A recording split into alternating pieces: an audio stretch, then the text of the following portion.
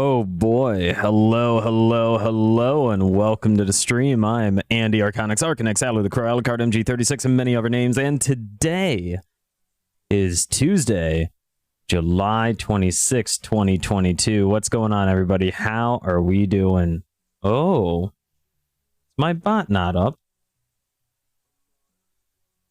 Oh, that's right, I have the alert scene removed. That's right, so shoutouts are going to be a little funky. They're only going to show up in chat.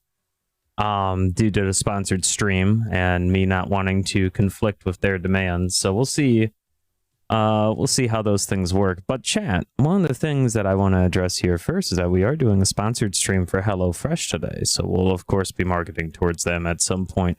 But the other things that I want to address is, of course, hello Gecko, hello Shy, hello everybody. I had a good weekend. I hope you did too.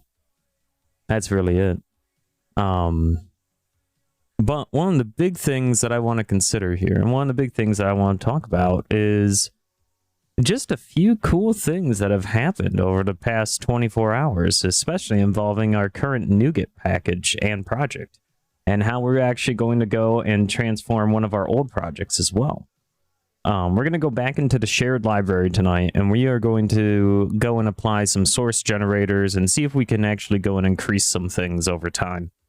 And remove some dependencies. And when I say increase some things over time, I mean performance. I don't mean really doing a whole lot else in that direction. And we'll see how this works, and we'll go into the Magic the Gathering viewer and we'll test it out there. And, you know, we'll just play around with it, and we'll see. We'll see what happens. Because now we have 2 viable products released, and we have to go and make sure that they stay viable, they stay current, and that they in particular have a solid understanding of good programming practices and what's going on.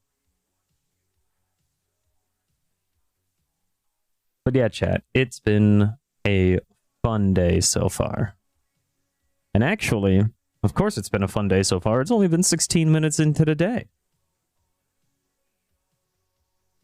That's kind of crazy.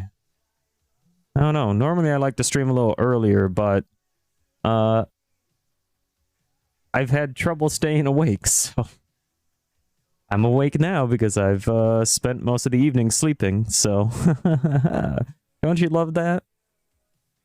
Anyway, chat, so that's our plans for today, is we're going to go and muck around in the shared project, and we're going to try and alter some of that, maybe be able to push up an update to that. Kind of, again, our goal is to increase performance, always decrease other dependencies, and just make sure that it works. I'm doing well, Gecko. Hopefully you are too.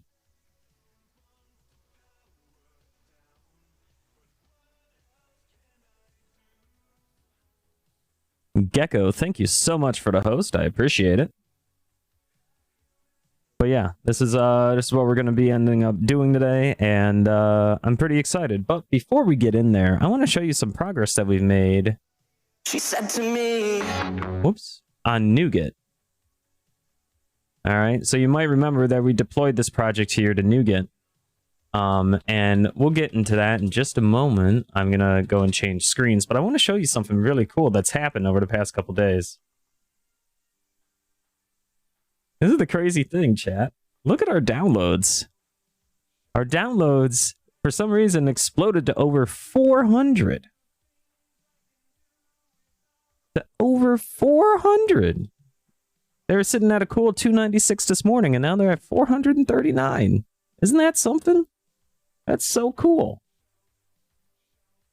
With the current version at 230 downloads. That's something else, man. That's so cool. Oops, that's not the one I want to log into.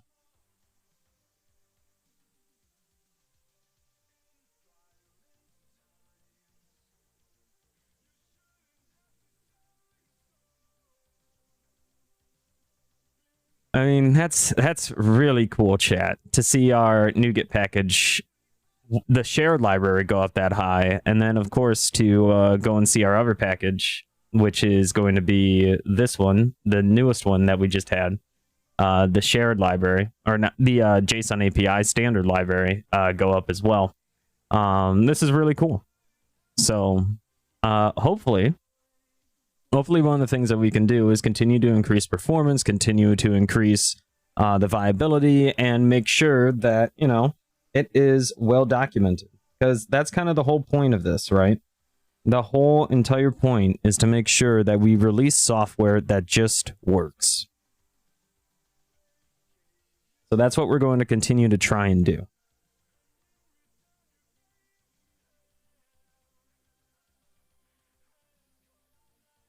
Ugh.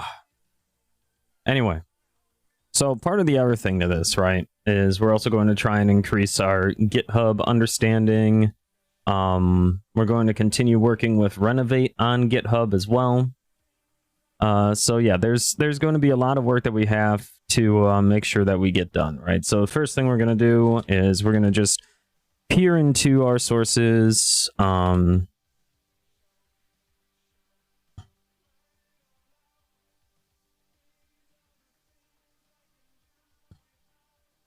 And then we'll go into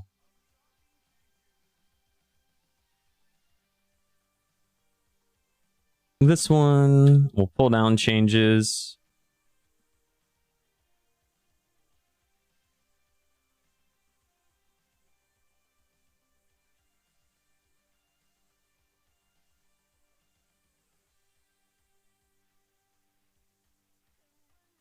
I don't understand.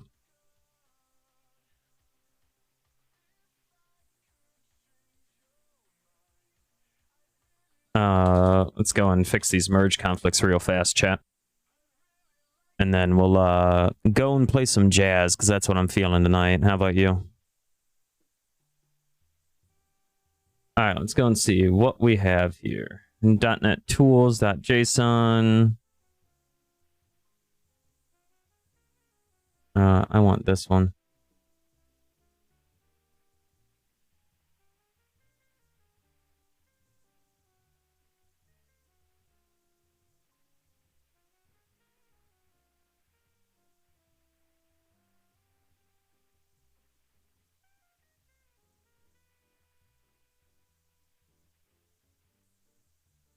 Okay.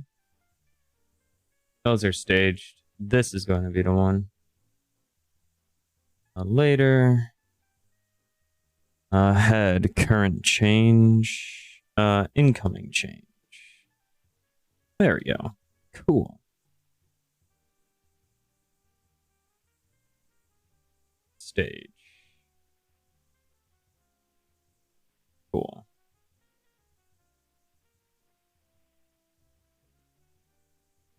Yes. Git rebase -- continue. No rebase in progress? Lol. Then that's something else. Nico Neo, what's going on? How are we doing? All right, now let's go and open up the Omenden shared library.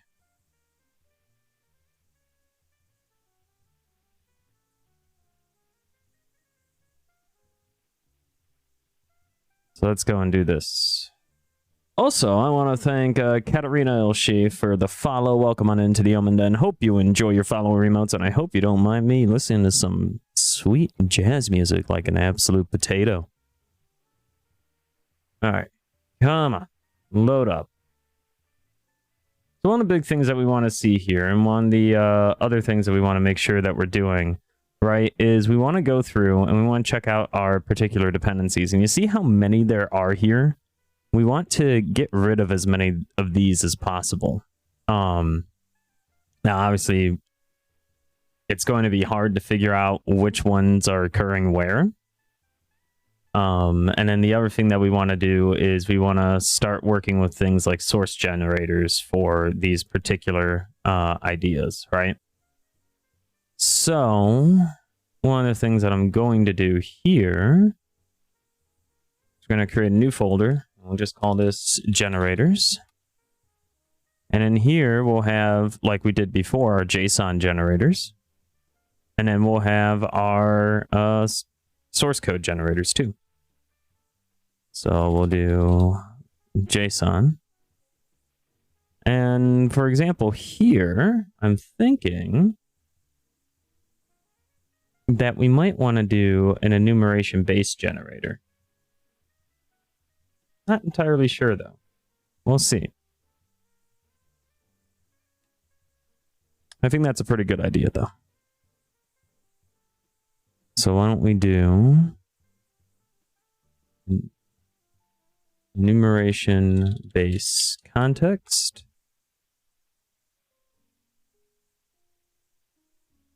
Public partial. We can expose it, it's fine. You tried to do a scare, would it work? Probably. Don't know, though. Not saying I'm a fan of you trying it.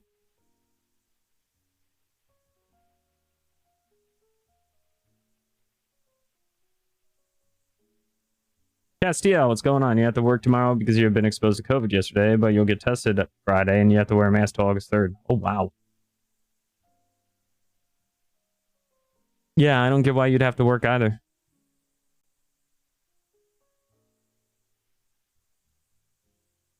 JSON serializable. Enumeration base.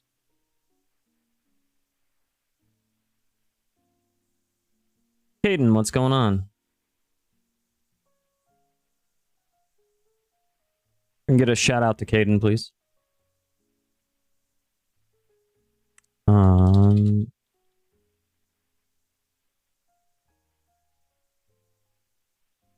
then we'll do default ignore condition. Here you were asking because you wondered if it was turned off for the sponsor. I don't think it's turned off. Gecko is very fast. Generation mode equals generation JSON source generation mode.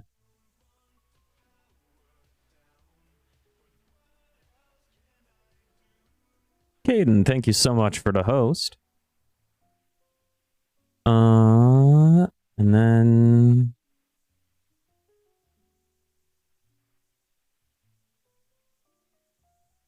property naming policy, JSON property name, JSON known naming policy, camel case. Cool. Actually, you were offered right after you can't stream for a while. Oh no, Gecko, I feel for you, bud.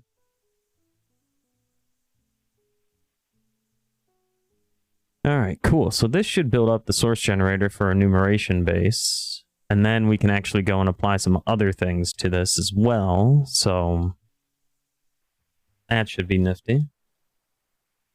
JSON serializable type of event ID identifier. Wait, is that an enum? Yeah, it's actually an enum.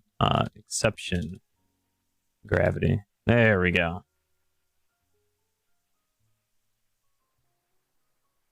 Exception gravity, operation result, and trace ID. Operation result, trace event identifiers.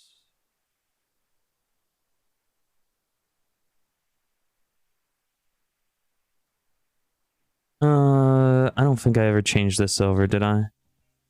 Public class implements enumeration base.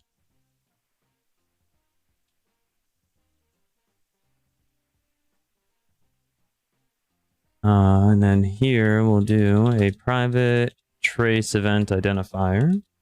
Int32 ID. String name.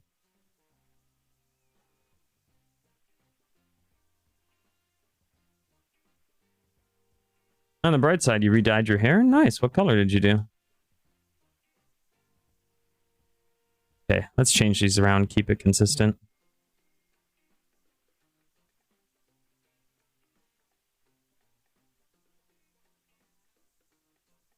I need to dye my hair. Also, the other thing that we'll probably end up doing with this is we'll probably go and... You think it's ruby red? Ooh. Sounds gorgeous. Public, static, trace, event identifiers.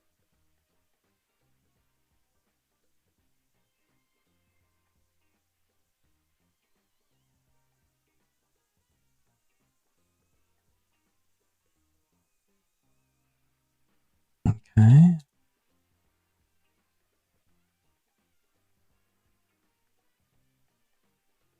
Nice.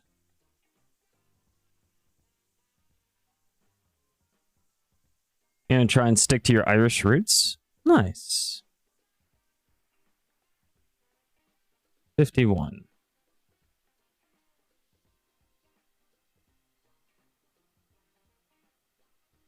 $52.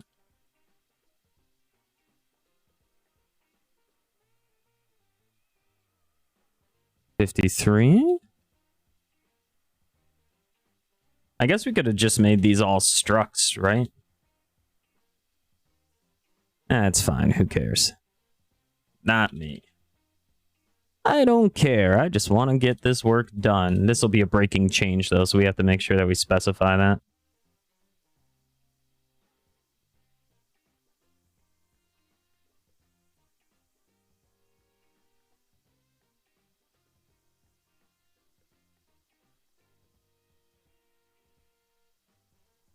Nice.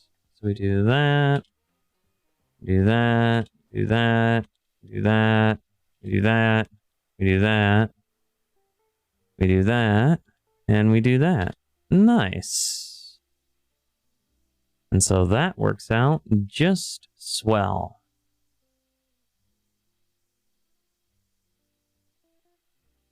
And there you go. And this now can be changed to a summary. A little bit clearer.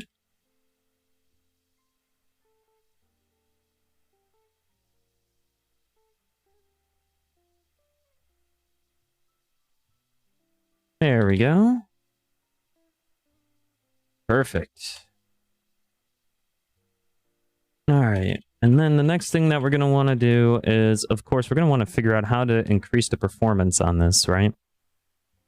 Now, part of what I'm thinking is maybe what we can do. And this is going to be me just suggesting some ridiculous things.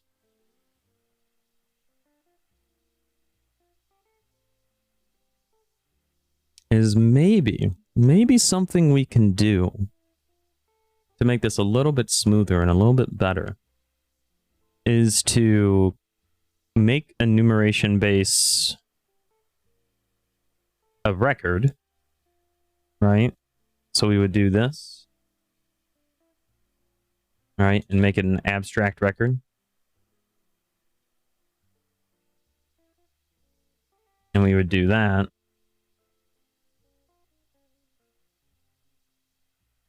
And then everything that inherits from this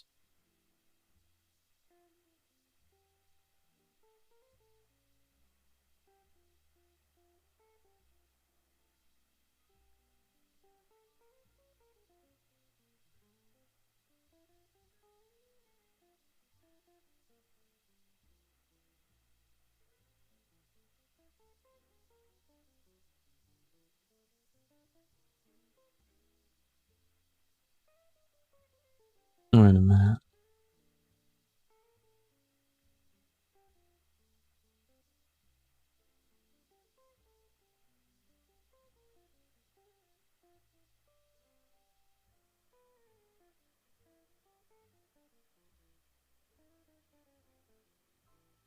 Oh, does this not work?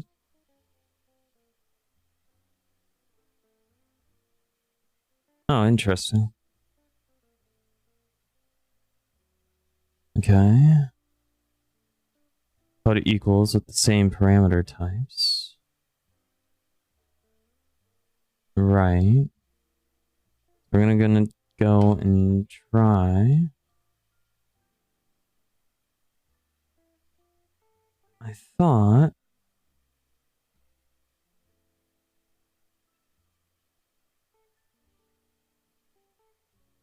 All right, it's already implemented implicitly. What do you mean? Member with the same signature is already declared.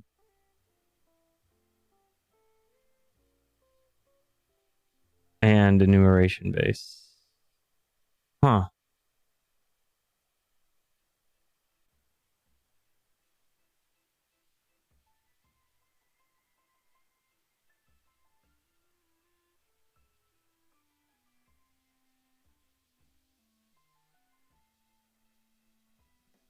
Wait, what? Enumeration base dot equals. Bool, the omen den dot equals must allow overriding.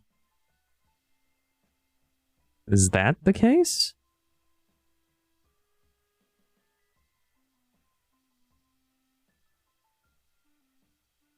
Okay.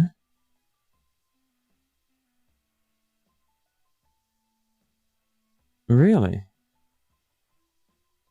Oh, it's okay. I get it now. Sure. We'll keep that one like that. There we go. So now they're immutable. So now you definitely can't change these.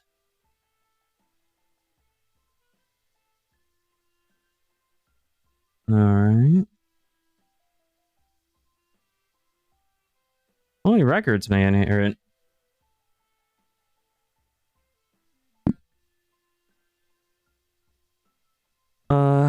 F Googly Omigo. F Googly Mino. Thank you for the follow. Welcome on into the Omenden. Hope you enjoy your follower emotes, and I hope you don't mind me trying to code like an absolute potato. Alright, so we got this here. That's nifty.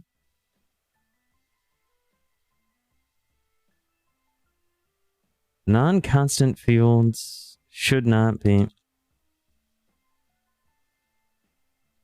Okay.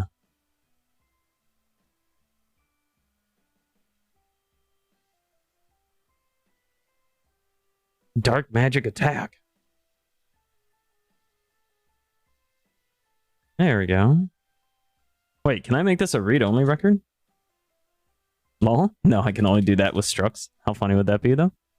Okay, cool. So we're good here. We got this going on. Alright, that's pretty neat, if you ask me.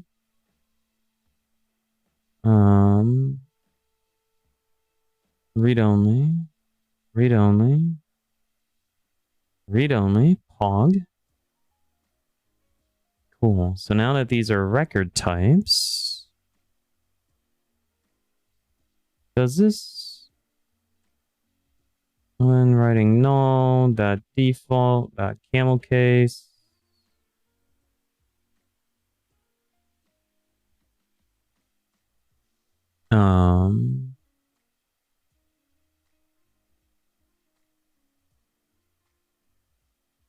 ignore read-only fields, ignore read-only properties.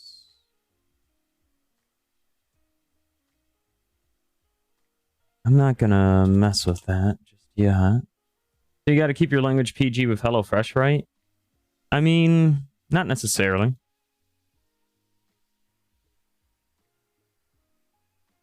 I'm going to just in case, but not necessarily.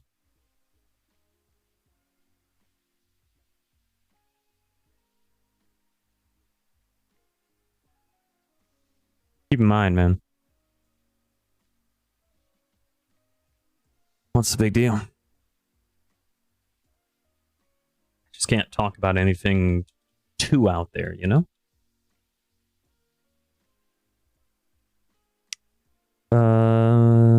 Okay, so if I make this a record type, have this implement enumeration base. Oh, thank you for retweeting the stream. All right, let's go and check this out too. Private event ID identifier. Base. String name, int32 ID. Ooh, thanks again for the retweet. Name, ID.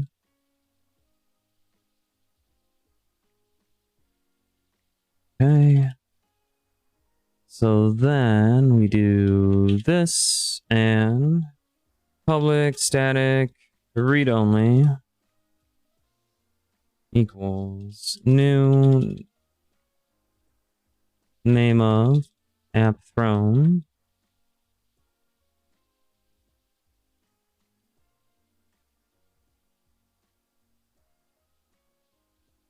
Cool. Wait, how does it go from 13 to 15? Where's 14? Doesn't exist. 14 is a figment of your imagination, Caden.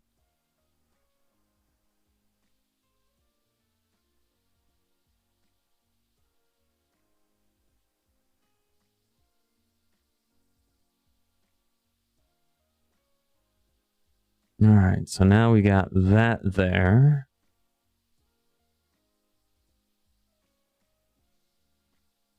True, you like to forget being 14 at some point? Yeah, me too, man.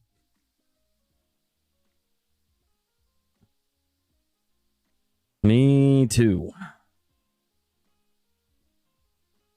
That's why we're just here, vibing, you know? What's a little bit of escapism? Worst year of your existence? Oh, no.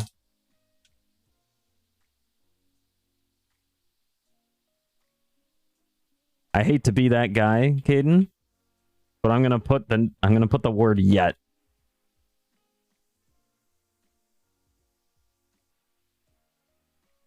Because unfortunately, as bad as things get, it can always get worse. Why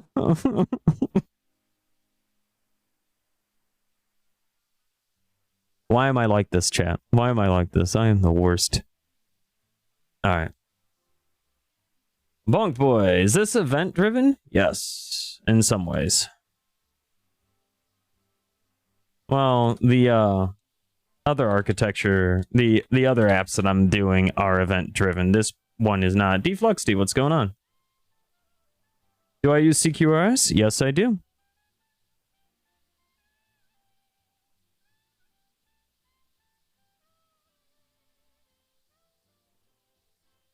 I've gone into a lot of lengths talking about CQRS.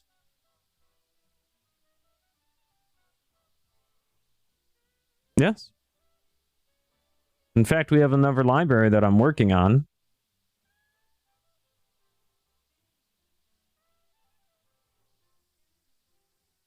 That's all about that. Bro, finally. Is it hard finding people that are working on CQRS then?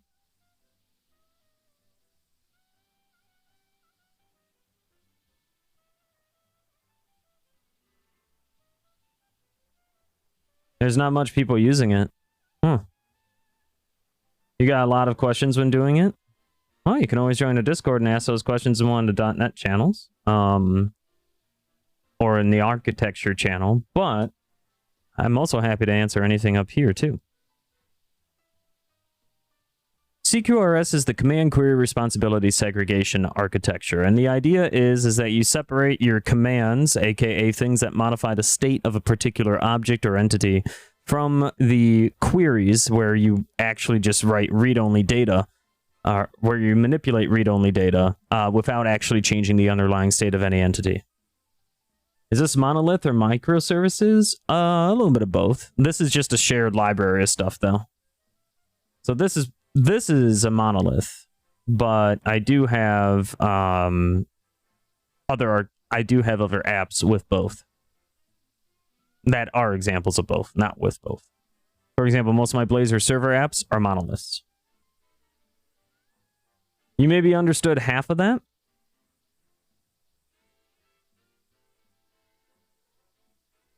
Actually, haven't I done this before? Nope, because if I go to pictures, it might end up badly.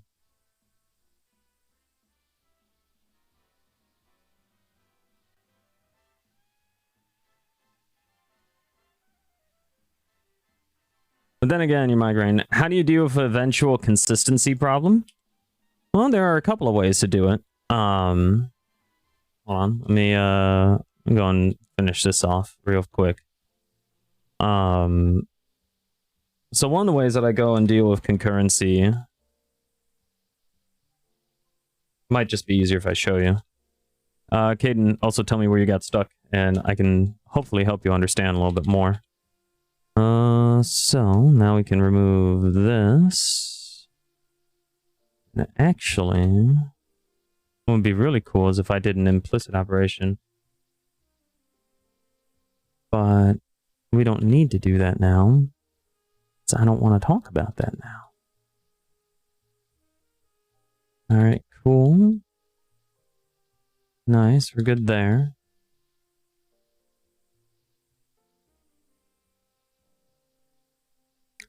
Bonk Boy, welcome on into the Omen then. Hope you enjoy your emotes as well as me trying to explain event sourcing and CQRS concepts like an absolute potato.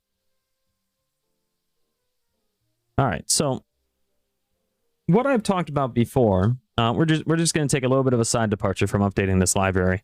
One of the things that I've talked about before here, right, is this idea of event sourcing with CQRS.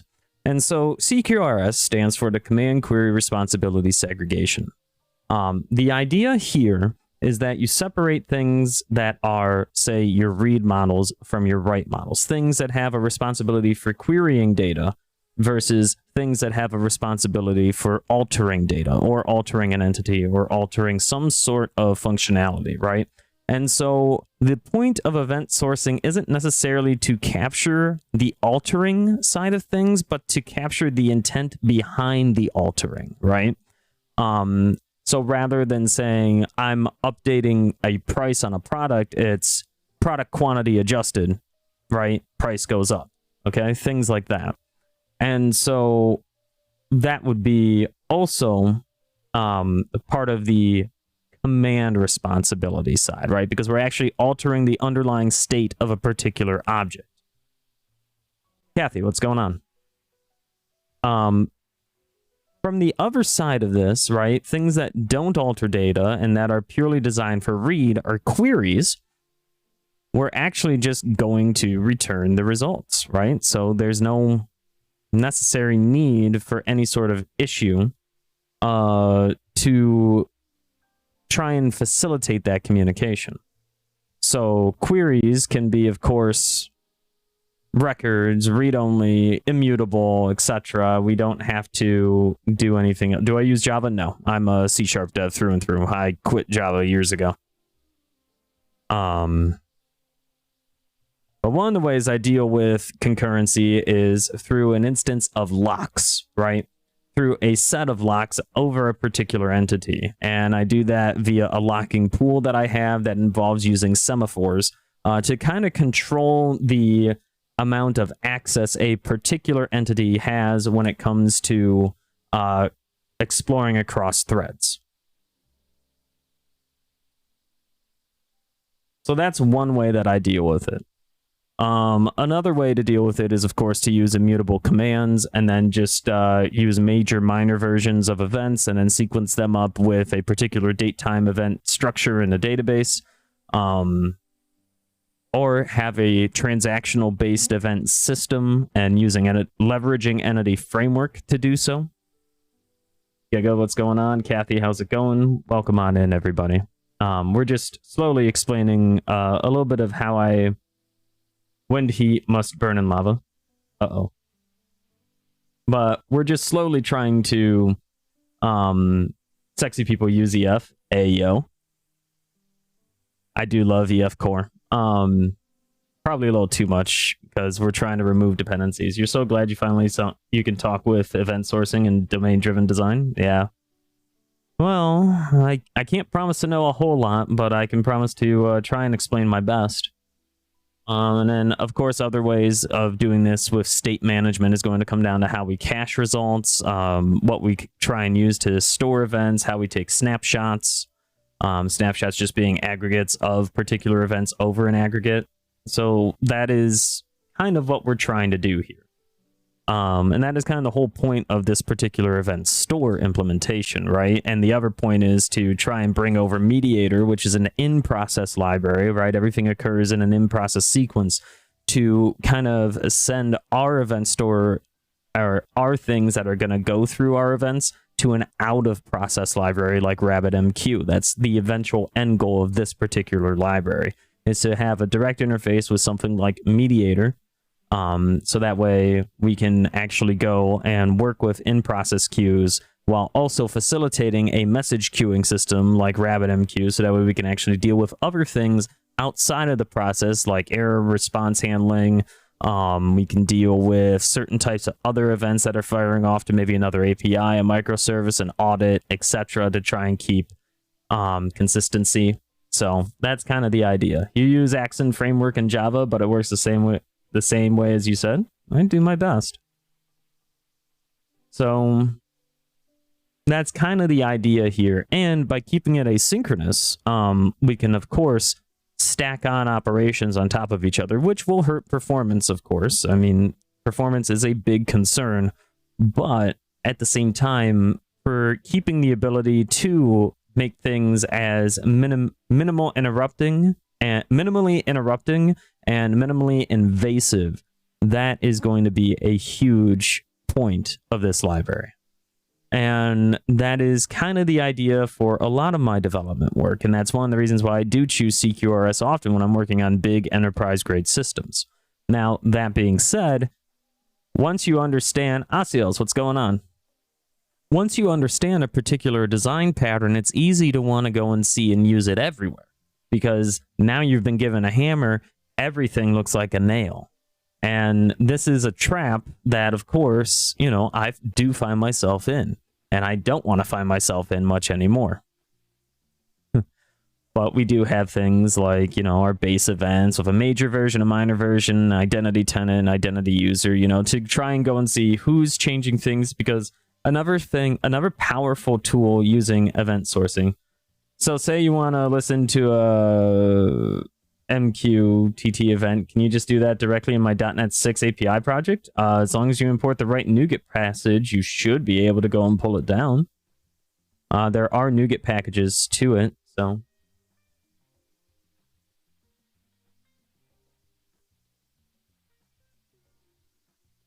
What was that?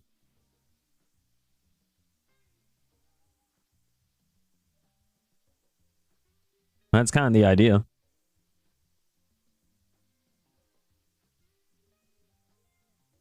You weren't sure how you would start it up? Yeah, I think there's what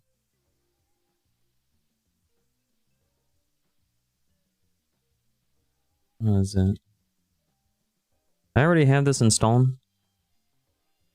I might have had this installed at one point and I just uninstalled it. Yeah, your girlfriend is home from work? Nice. Yeah, but you can essentially just set up any one of those and then expose it on your Docker container and try and listen to it from there. To facilitate that work. That's what I would do. Now, granted, this is a relatively new concept for me, so...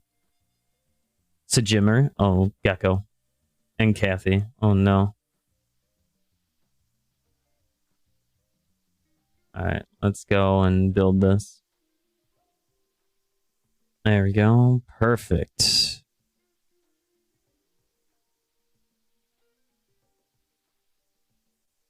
This is also the cool thing here too, chat. Is that by doing this and keeping it as a record type and using properties instead of conversions, we can avoid the boxing and unboxing side of things here. Not saying that it would be that bad on the enumerable. So going back to this, but if you do have... So how do you deal with event versioning? What I mean is sometimes you would need to change some field of the event classes, but in event sourcing, you should not add an event. So how would you resolve conflict between an old version and a new version? Okay. So that... Alright, you have to go to bed? Alright, Defluxd. Have a wonderful night. Thanks for hanging out as long as you did. I appreciate your presence, and I hope you sleep well. Give me a second to formulate an answer to that. Bonk Boy. Keep up these awesome streams. Love the vibes here. Hey, I do my best. Thank you for your tuning in.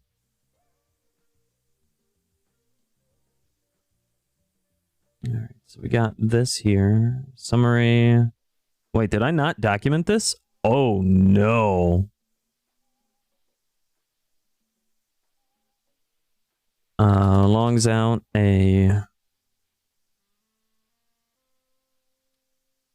message indicating when a validation failure occurs in process.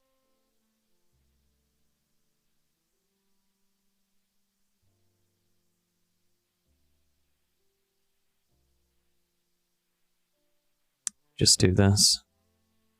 Because why not? We provided failure message. The user this occurred under. I guess I could provide a tenant user instead, but whatever. Longs out a message before a validation step. Okay, so let's go and read what your message was. So how do you deal with event versioning? What you mean is sometimes you would need to change some field of the event classes, but in event sourcing, you should not add an event. So how would you resolve a conflict between old version and new version? Well, so one of the things that I have done in this particular design and in this particular implementation of event sourcing is I've made my events immutable. Now, that being said, well, not immutable, but that's kind of the eventual goal. But what I've also instituted is a form of override, right? And this isn't my original idea. This is something that I got from one of the libraries that I sourced. But the idea here is that, of course, you know, what you're going to run into in event sourcing all the time is going to be like the shopping cart problem, right? But then there's also the idea of the shopping cart price adjustment problem, which is a little bit more advanced version of the shopping cart problem, where you now, instead of having entity A and B trying to put this particular item into a shopping cart, now you have entity A, entity B, and entity C interacting concurrently. And entity C's function isn't to actually adjust the particular quantity of the shopping cart item. Rather, it's to adjust a particular set of attributes on that item. And so how do you determine which one goes first and which one goes second, right? Does person A pick up the original event, person B pick up the modified event, and person C go somewhere in between?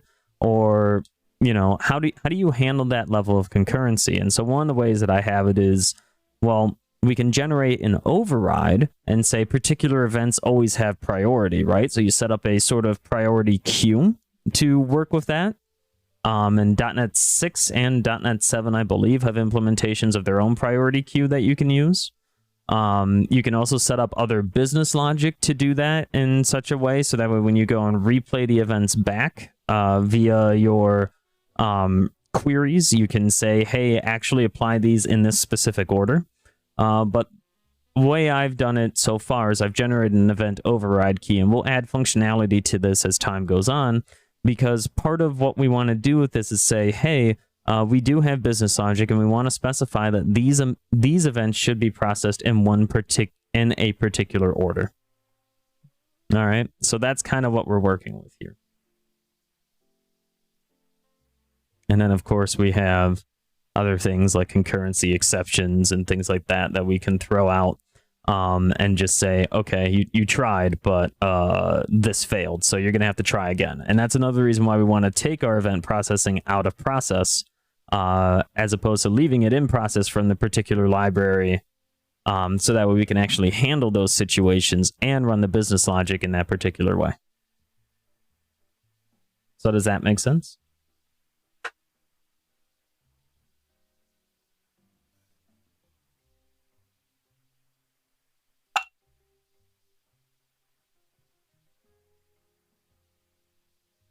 Pretty clear, nice. Oh, I'm glad.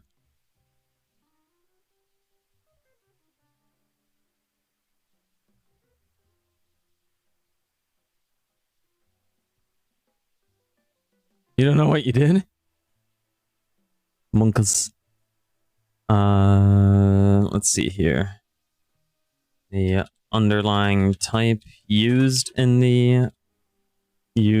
for the model. The model binder's name logs out a message indicating a type of model binder used. And this logs out a message indicating that validation has passed. Showing a lot when doing event-driven event, even Stack Overflow could not help. Yeah, it's okay. So event sourcing is one of those architectural patterns that is very easy to set up, right? Or not easy to set up, but easy to conceptualize, because we see these things occur constantly in examples through daily life, right? We see event layered architecture in supermarkets. We see event layered architecture in clothing stores, right? And just all these areas where it actually conceptually could think of naturally arise, right? Because in a supermarket, things happen all the time, right? Prices change, that's an event. Quantities change, that's an event. Customers walk out with a certain amount of quantity, so stock decreases, that's a business level event, right? There are all these different things within the idea of a market that has these things that could be reconstructed in the type of an event-sourced outcome. That being said, when you actually want to put it in code and you want it to actually work, that's so difficult. So, yeah, I get you. And yes, I would also be sad about that too, Giga. I did not eat many of them, but, you know, do our best.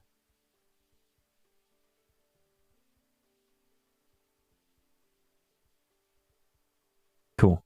So now we have that there. We have the message templates here.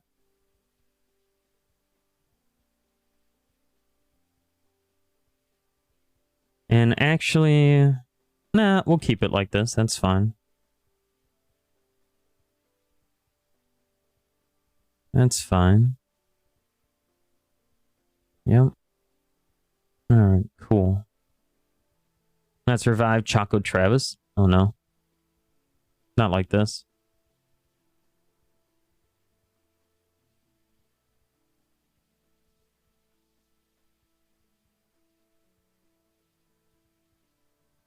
Okay, so we got this going on. We got this going on. Have our if statements here. That's fine. Okay, that works. So I think one of the other things that we want to do with this, okay, so now aside from moving everything that we can into an enumeration base, is we want to go forth and essentially make sure that everything else that we have is set up in such a fashion that we can actually go and make use of what we want to do.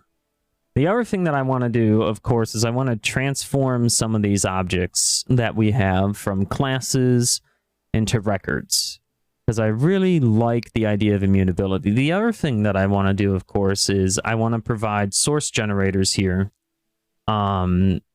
for just this idea of a little bit more efficiency when it comes to serialization and deserialization of just these objects throughout the library. Plus, I also like playing around with source generators. It's my new hammer when it comes to C#. And doing that in the JSON API library has certainly lit a spark in me to try and get this to work out. So we'll go and see how these things can actually be used and actually be useful for really any particular type that we can think of to work with. Now, that being said, there are going to be some other things that we have to consider too, right? Because consumers of the library they're not going to be limited to these types. And if they are, well, that's more of a problem with them than it is with us, right? So one of the things that we also want to check out is, okay, so we have source generators for these types for JSON, right? We have these JSON generating contexts. Is there a way for us to actually go and create this for making sure? Oh, so thank you for the follow on Twitter, Patrick. I appreciate it. Is there actually a way to go and make these more viable later on to actually go and generate some of their own code as well? We are going to take an ad break in 60 seconds. And of course, during this particular ad break, we're going to go over some HelloFresh stuff to, just go over the company side of things and make sure that we fulfill our sponsorship goals, because it's important that we do that. And it's actually the reason why I'm able to code this late at night too, is because I'm not hungry. So we'll go over that in a little bit, but let's go and do a query string parameter context. And again, .NET makes this actually pretty easy to work with. Actually, quite a big fan of this. All you have to do is set up a public partial class or an internal class and just do JSON source generation context. All right, chat.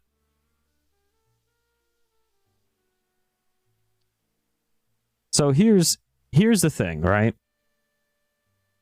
We are currently sponsored by HelloFresh. All right. And you can, of course, use my link or go to hellofresh.com and use code POGSE13778 for 16 free meals across 7 boxes and 3 surprise gifts. And so HelloFresh is actually a really cool food service. I've used them before. I've actually I've actually used them before, and I do have a bunch of recipes over here to work with them. But what you can do is you can, of course, go through on their website, select a plan, and actually go through and make sure that what you're working with kind of fits your kind of fits your diet, right? And you can also choose your portions, the number of recipes you receive per week. So, for example, I eat a lot, but I'm very lazy when it comes to cooking. But with the provided recipe cards that you get, for example, like this here chicken quesadilla recipe from HelloFresh, it beats going to the grocery store, of course, and the recipes are actually really good. It's really easy to follow. Plus, they give you this little recipe with the exact proportions and how to actually prepare things. So I highly recommend you go and check it out and go and order this stuff over here. It's very simple to do. You can always go and select the plan. You can then just go and register, address, etc., etc. It's very easy. And of course, with my code, you can use my link or go to hellofresh.com and use code POGSE13778 for 16 free meals across 7 boxes and 3 surprise gifts. So yeah, I highly recommend you go and check it out. It's a really, really nifty service. So that's kind of my spiel on it. Anyway, we should be, I will be going to go and grab some water in just a moment. So when we come back, we'll continue with this.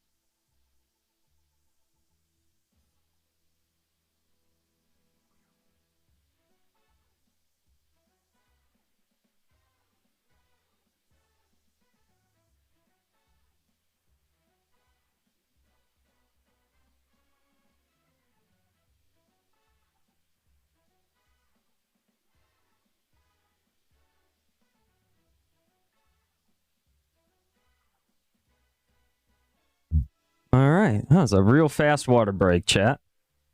So we are back, and we were going over the query string parameter context to try and generate, just simple JSON source generators. And this is important because, well, it's a really cool feature, but also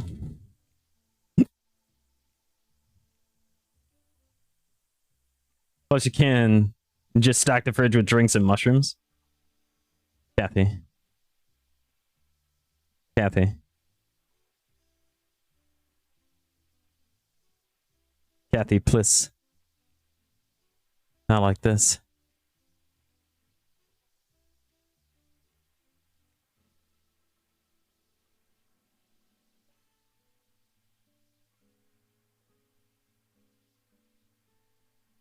Type of query string parameter. All right, you can do that. But yeah, so we're going to essentially do our best here. So we're near each other. Maybe. Mine, CST is a huge swath of the country, too. JSON source generation options. Default ignore condition equals when writing null. JSON source generation mode equals JSON, or whoops, generation mode was JSON source generation mode dot default. Property naming policy equals property JSON naming policy dot camel case, and right indented equals true. Cool. So now that should be ready to work, which will be cool. That should be particularly easy to work with. We'll go and figure out how to actually define some other stuff here. One of the things that we're probably going to want to define is, of course, going to be just this idea of like an interface implementation, but this'll work out quite well for us, I think. And again, you know, there's going to be advantages and disadvantages to this too, right? But I think that by adding some of these source generators and some of this stuff over here, we'll be able to actually go and see some distinct advantages when it comes to returning and manipulating our results. Let's go and build this. And the other cool thing that you can see here is if you go to analyzers, you go to source generation, you can see all the types here that we're actually generating for. And how cool is that? So this is all code that's essentially just been freely generated for us. And while it is a pain to go through and decipher what's in there, it's actually pretty nifty. It works so well. So when we go and import this into, say, a particular project that uses it, for example, the Magic the Gathering Blazor app, we'll be able to take advantage of these generators. Now, of course, the next thing that we're going to have to do is we're going to have to go and, of course, write code that writes code with regular source generators as opposed to just JSON. So that'll be something to keep in mind. And that is going to use the Roslyn compiler and code analysis tools from here. So, oh boy. I'm going to extract this into the global usings file.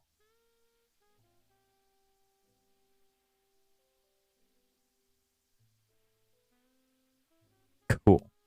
So we got that there.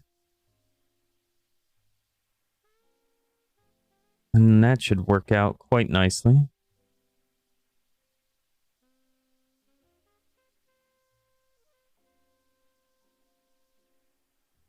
So the next source generator that we want to work with is going to be for the API response class.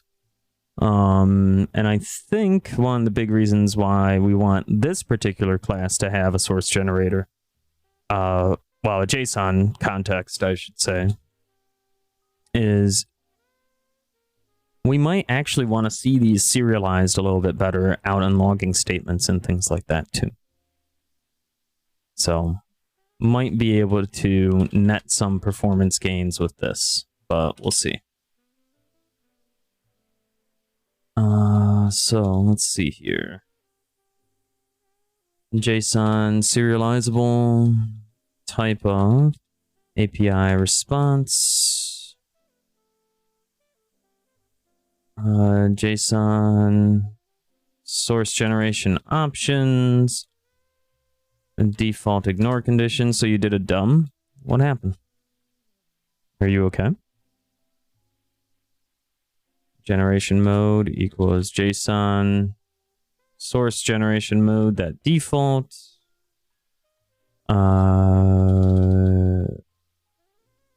Property.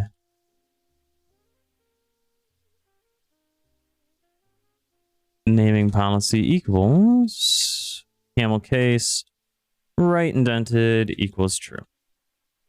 I do like the indented writing. It makes things stick out a little bit more. It makes it a little bit prettier. Last night you closed your vent in your room because it got too cold. Well, you forgot to open it back up and it was 100 degrees today. Oh boy. 40 degrees centigrade? That's ridiculous, Caden. I'm sorry. And also, the other reason why you declare this as a partial class is because, as you see, the .NET library will go and take care of it.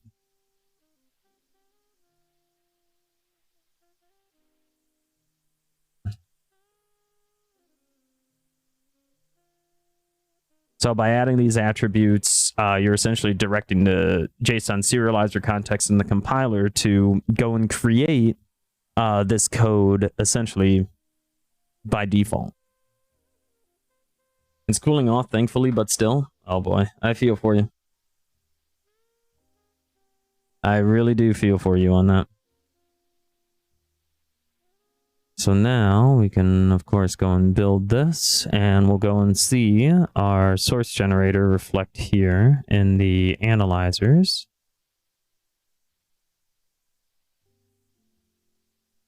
And there we go. There's the API response. Nice. And that's actually pretty handy too. You're not closing it tonight, no matter how cold you get, because you'll just forget that. Yeah, just layer up. Add some more blankets.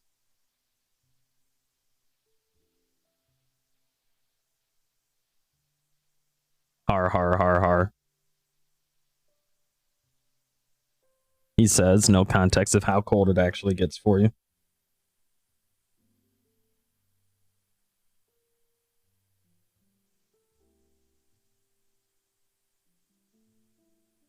You have an extra blanket next to you? Oh, nice. All right, so we have the source generation options here. That's pretty neat.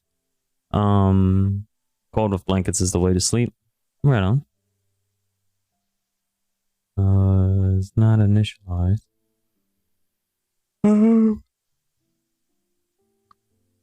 I mean, if we really wanted to, right, we could do operation result equals operation result at success and just say, we love optimism.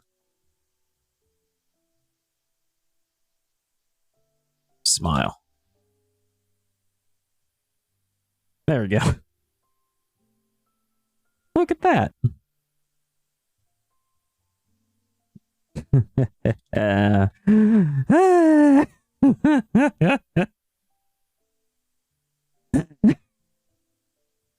Yep. Yep. We do love our optimism. And actually,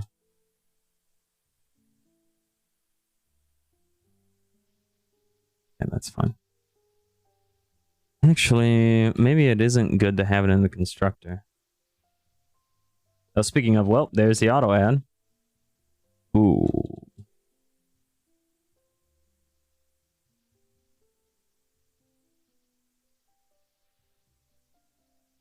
There we go. That might work out a little bit better. Speaking of food. Oh yeah, you'll see that pop up a lot. Don't know why HelloFresh has it set up to do that. That's not under my control. That's under their control. You rescued your country sausage gravy this morning from the brink of being super runny. Well, that's good. What'd you use? What kind of thickening agent? Yuck. Oh, just in case. Hey, Keo, what's going on? Can we get a shout out to Keo Lover, please?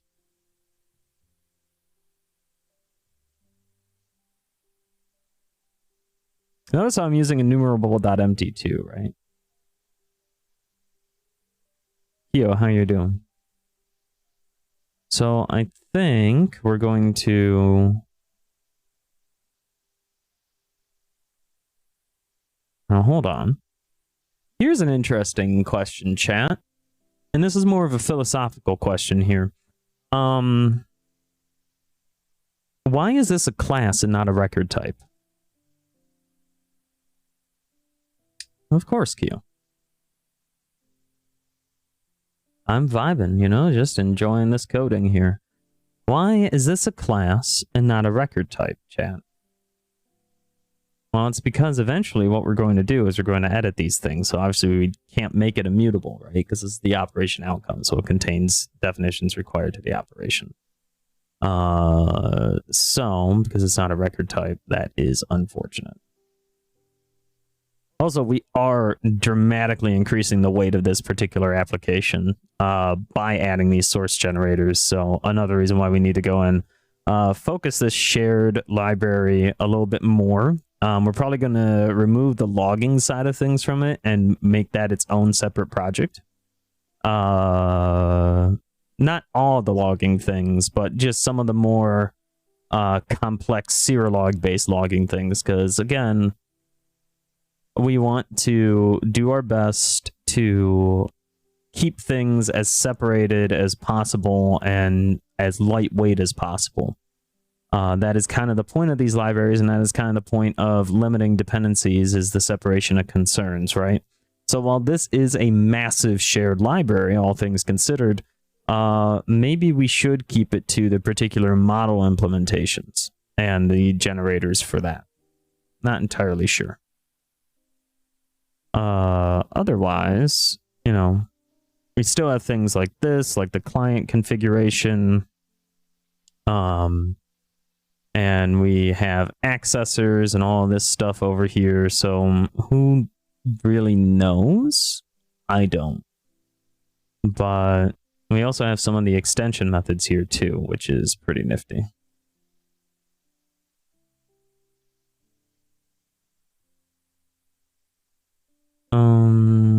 No, we don't want to make that private.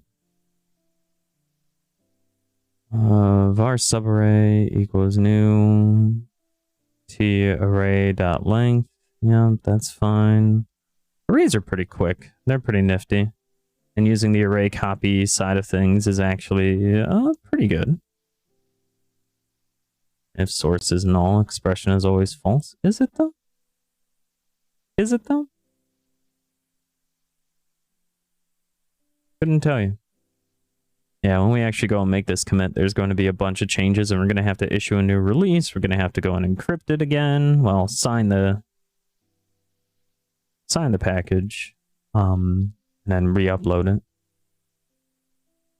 So that'll be something good to keep in mind.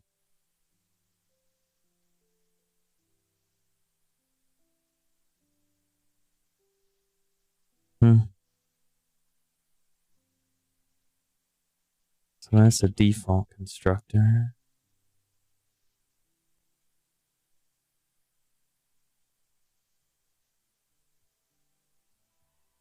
And do that.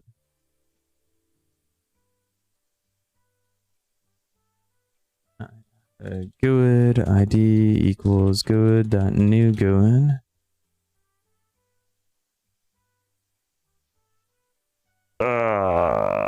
I hate it here so much.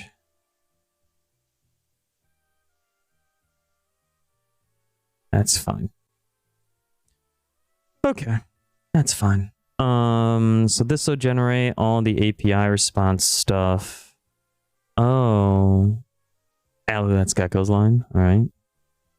But I think we still have to define some other stuff here, right? So like JSON serializable type of, so pretty much any of the members in here. So we would want to do operation outcome, right? So in here we have the outcome, status code, we don't need that. Client error payload. So we have the message, is error, is validation failure, detail.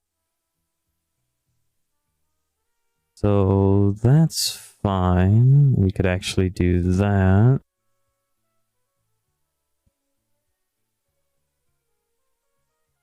Of course, I don't want to be torn apart by somebody reviewing this, so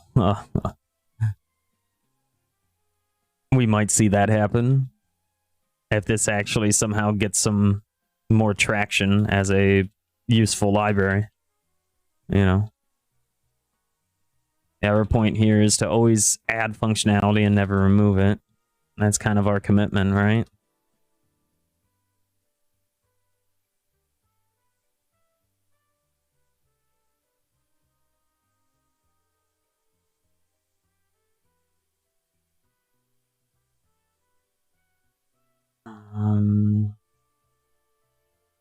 JSON serializable. Chat, did you know you can use my code POGSE13778 to get up to 16 free meals and 3 surprise gifts across 6 HelloFresh boxes plus free shipping by following that link below. You can also just use the code in standard. Okay, so JSON serializable, client error payload. That'll work.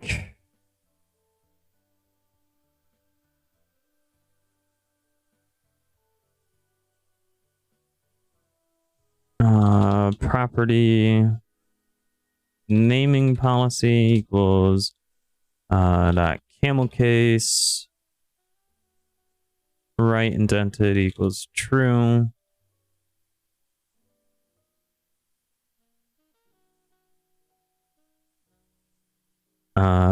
Default ignore condition equals JSON. I could set up I could set up another attribute for this that just does it, but JSON source generation mode equals JSON source generation mode dot, we'll do default here. Isn't this just source generation mode? Generation mode? Hey, let's go. And of course it can't implement this, right? Because we didn't add the type of. There we go.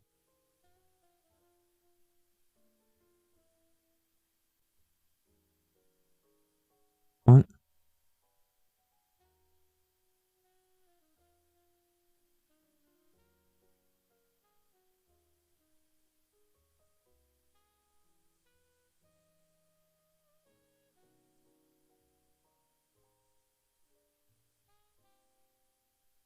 Huh?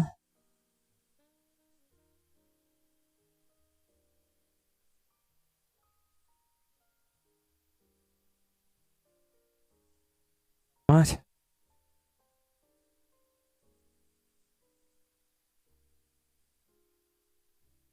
System.text.json at serialization, right? Wait. Yeah, you... Huh?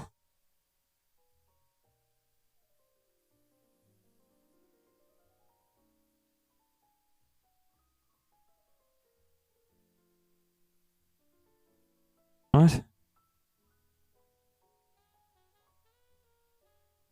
Why are you giving me trouble?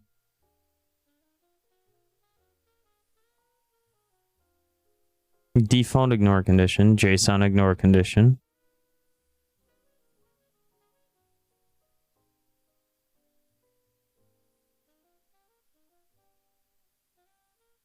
Okay.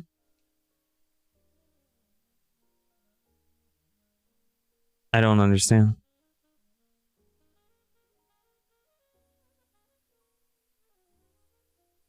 Electricam, thank you for the follow. Welcome on into the and then hope you enjoy your follower emotes, and I hope you don't mind me trying to figure out why I have to specify these things like an absolute potato.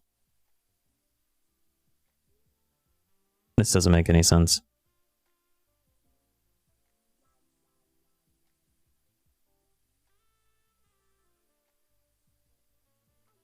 Okay, we're good there. So we have the operation outcome, status code, binary payload, there's all that. Invalid request. That's fine. Not gonna make this generated. But this should be fine. Have plenty of things going here. Let's go and check out our models. Entity key. This might need to be serialized.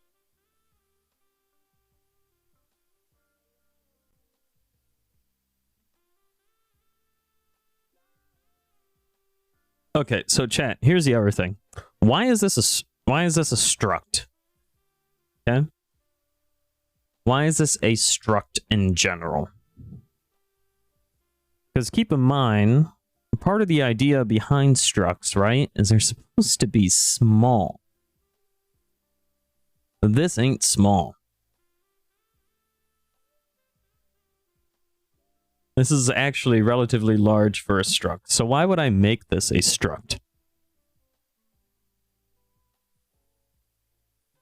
Right? It doesn't make any sense. We would want to keep this as a class instead of a value type because it is going on the limited stack side of things, but also this just ain't it, you know?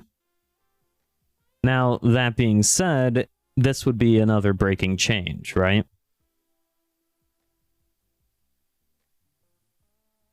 So if we change this over to just a regular class-based record type, maybe it wouldn't be as bad. Or maybe it would be terrible.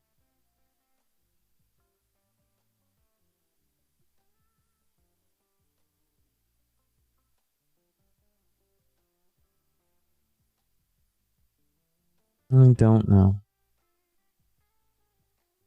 I thought I was doing some cool stuff here. But I think what we want to do is we actually want to make it a class.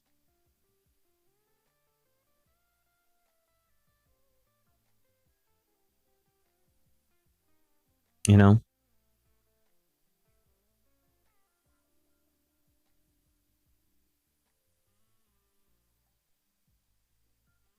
In other words, we probably want to do that.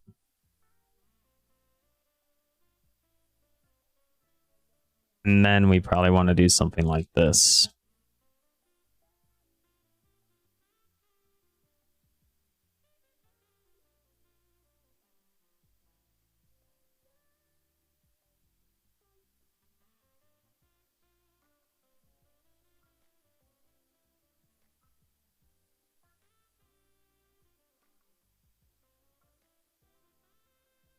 System.null reference exception.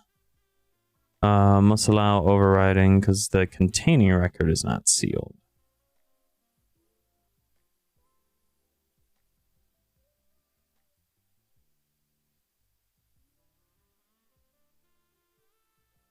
Okay.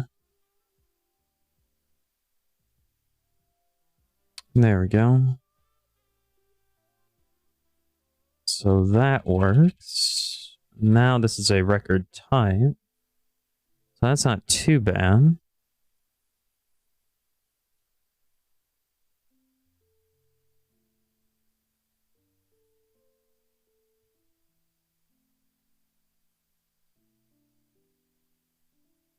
We have the factory method here.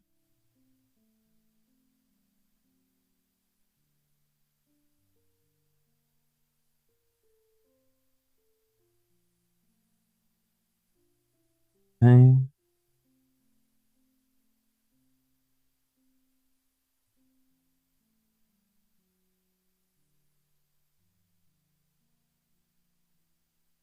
Now, does this... I wonder. I do it this way, right? This is going to break a whole lot of stuff. You know? So we're going to have to document this as much as possible.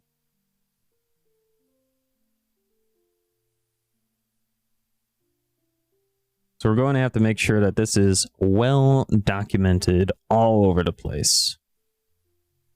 Because if we don't do it, then we're going to have a problem.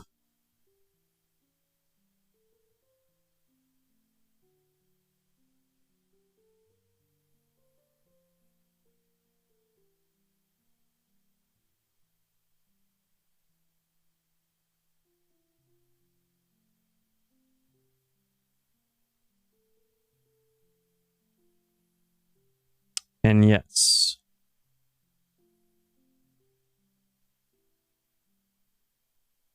Cali Clips, thank you for the follow. Welcome on into the Den. Hope you enjoy your follower emotes, and I hope you don't mind me changing records to changing structs to classes like an absolute potato.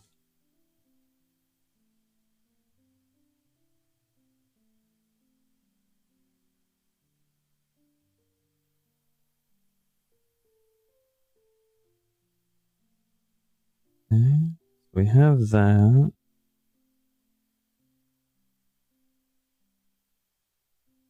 And remove that.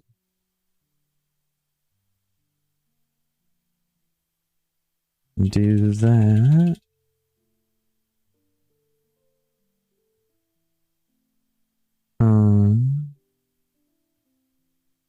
Do that. If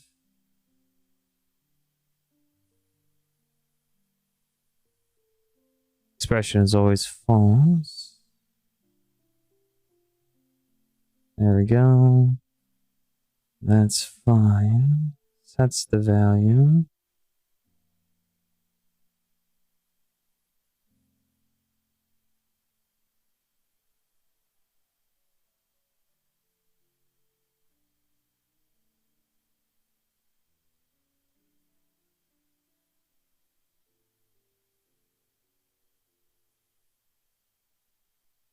Set.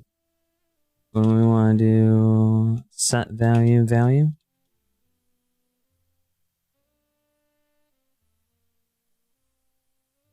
And we do that.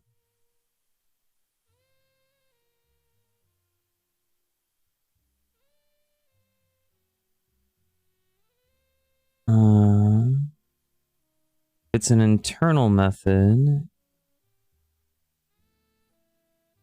We do that. I wonder. So would it be better to make this or is there a way to do this in a pattern sign? Bad.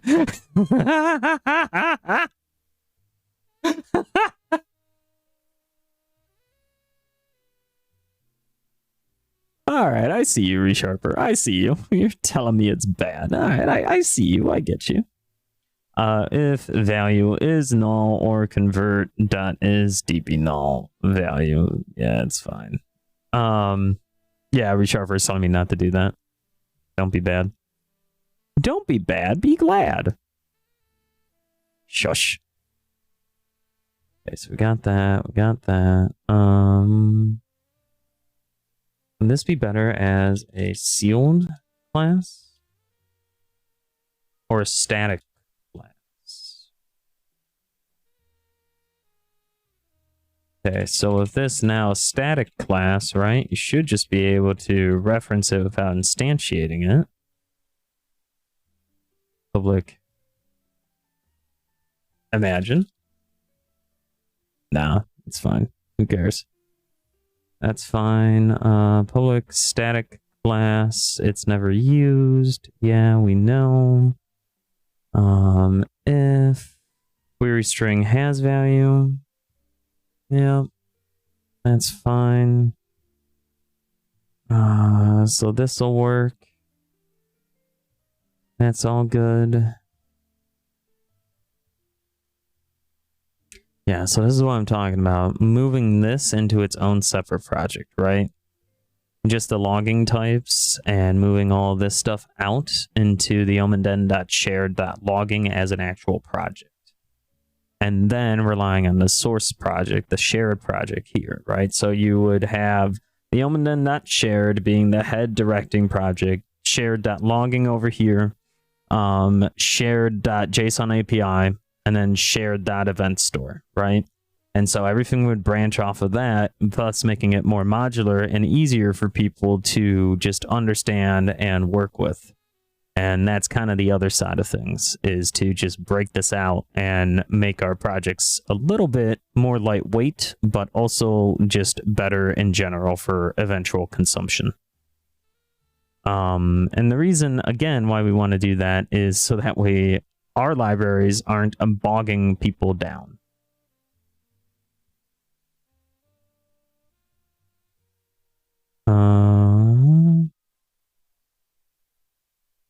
We'll keep it like that. That's fine.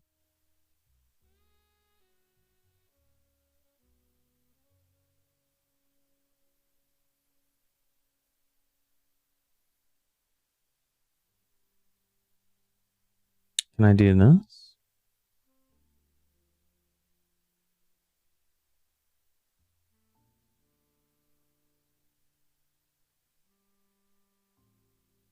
I guess it doesn't really matter. Oh, may you ask about domain-driven design? Yeah, go for it. Or data-driven design. Yeah, you can always ask questions. I'm always here to answer them to the best of my ability. Can't promise you'll always come up with a good answer, but I'll try.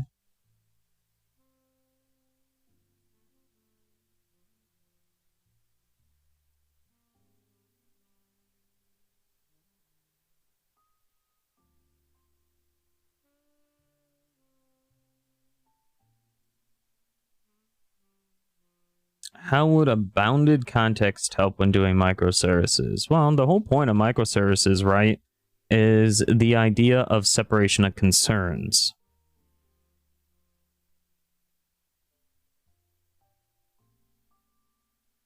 Right, so you have one service that you thought you would have a one-to-one between bounded context and a service, but it's not.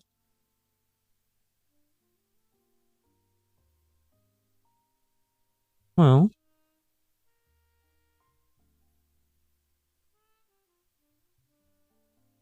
having this is approaching the end of my knowledge on the bounded context side, and this is where I would recommend going and checking out Code Opinion on YouTube for a much better, more detailed answer from like Derek Comartin.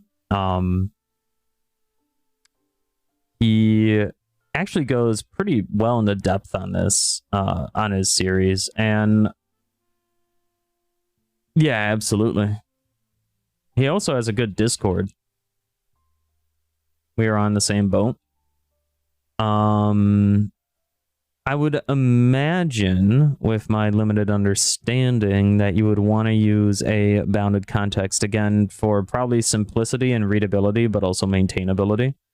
And I say simplicity because now if you have well-known bounds, you can kind of control your input flow and your outputs directly from the context. Maintainability, because now you have a bounded context, you know exactly when the responsibilities are supposed to be present, or what responsibilities it's supposed to have and what it isn't supposed to have, so you can write code that maintains it based off of that. Readability, because now you should have the direct intent underneath the context for what it should be doing. And then extensibility, because now with the boundaries there, you can always just add a new context with different boundaries. That would be my hypothesis.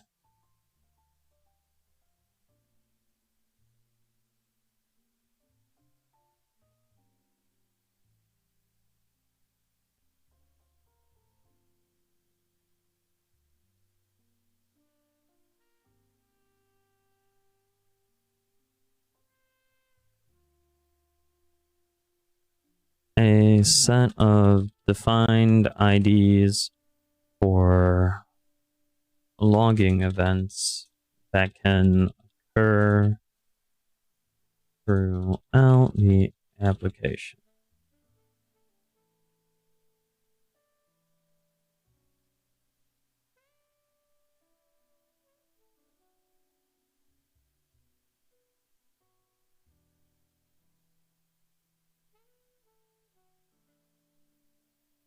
See event ID identifier dot. Which one is this? Uncaught in action.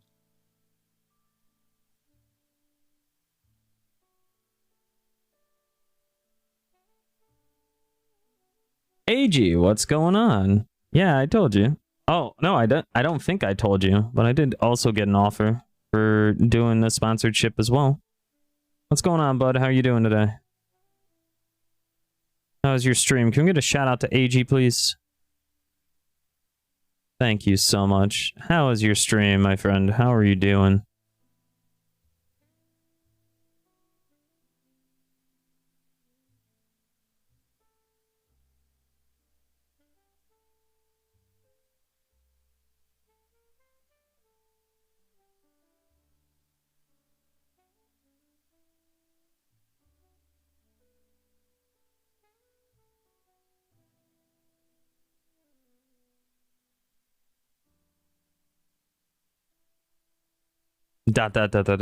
AG. Hey, you don't know. He could have gotten an ad. You know? Things happen. It's all good. AG, you're naked.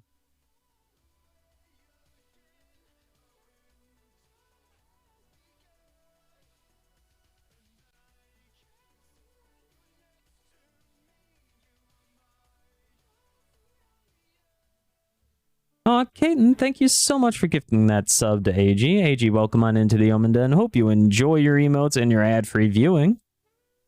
Thank you so much. Your 38 gifted sub? Wow, that's awesome. When your boxes run out, you'll sign up with mine. Oh, that's sweet. I would sign up, AG, but I got bad news. I'm already signed up.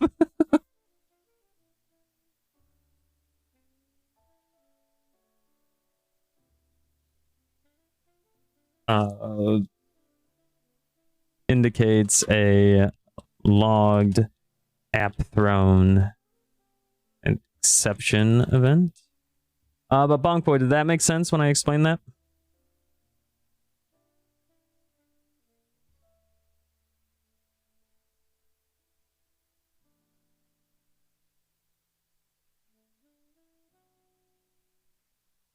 Is that, to me, the idea comes from mostly just kind of a better way of doing separation of concerns. Indicates an event that occurred within a pipeline and logged out. Indicates an event that occurred within an HTTP client and was logged out.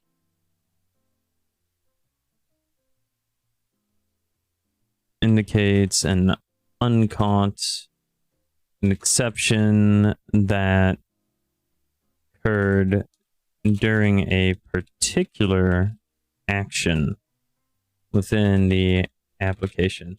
Sign yourself up with yours, right? It would be funny if I did that with my business account. That would be hilarious. Sign up the Omen Den for HelloFresh. I would sign it up with yours though, bud.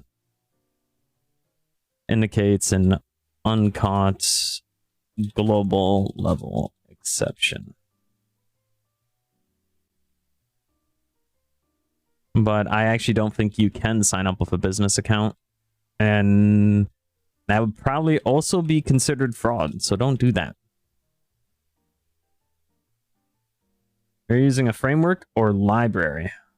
I am creating a library with the .NET framework. Well, .NET Core framework.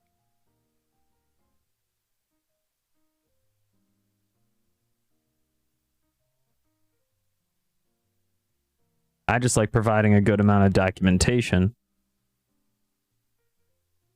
So that way people can actually understand what's going on. A little bit more.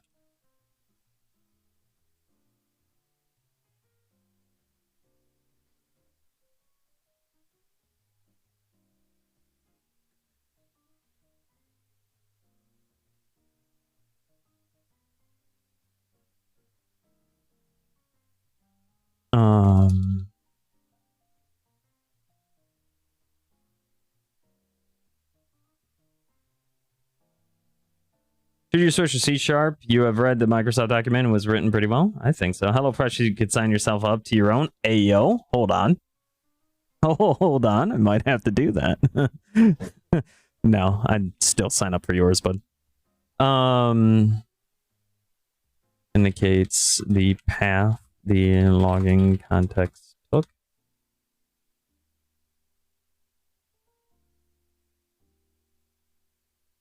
The type of request, the logging context.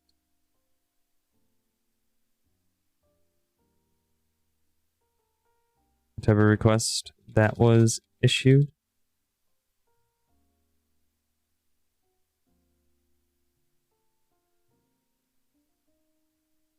Keeps telling you, you wonder if you should convince your girlfriend to sign up for it. She keeps telling you she wants to learn to cook.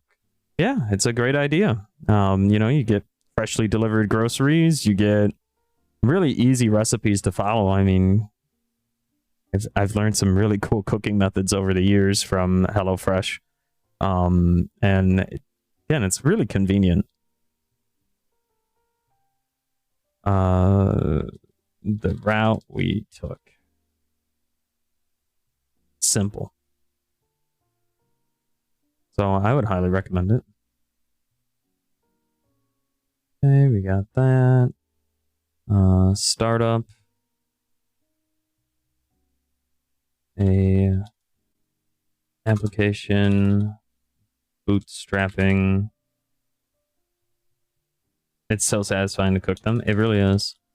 A set of application constants for registration of services via assemblies. Because the worst part of cooking is buying ingredients, I know, but again, as I've shown, one of the actual cool things, I don't know if you can actually see it from that far away, but, you know, on the particular recipe cards, right, you get to see all the ingredients at the bottom and then how to actually go and buy it, right, and the exact proportions that you need, which is super handy, so it works out quite well. And yeah, I have a binder full of these, so.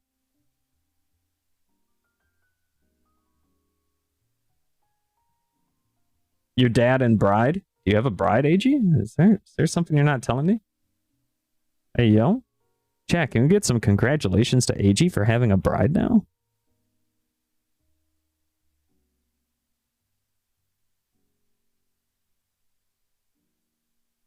Okay.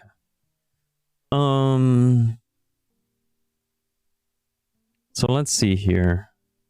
Now we have this. So yeah, one of the things that we would want to do for a lot of this, of course, again, is I think we would set up a new class library project and we would just extract things from it, from the shared library, and just, you know, consolidate it a bit. What is going on? Why do my lights keep flashing? There are some events that are going on. I don't know what they are.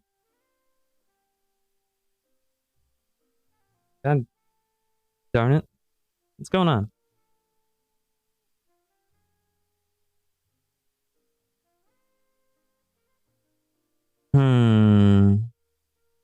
All right, chat. So let's consider this.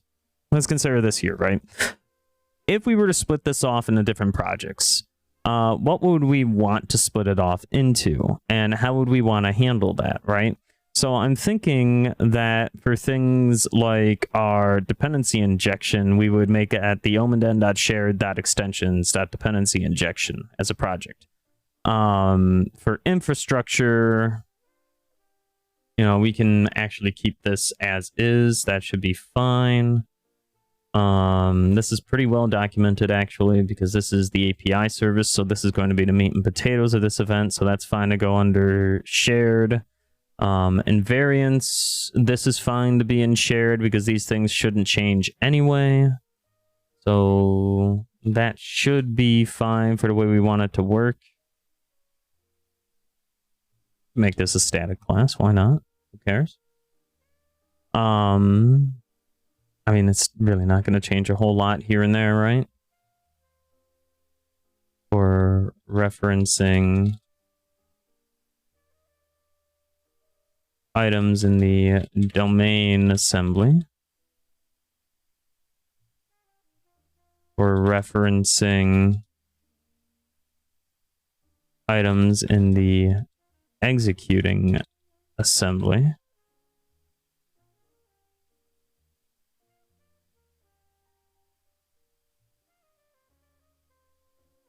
Indicating a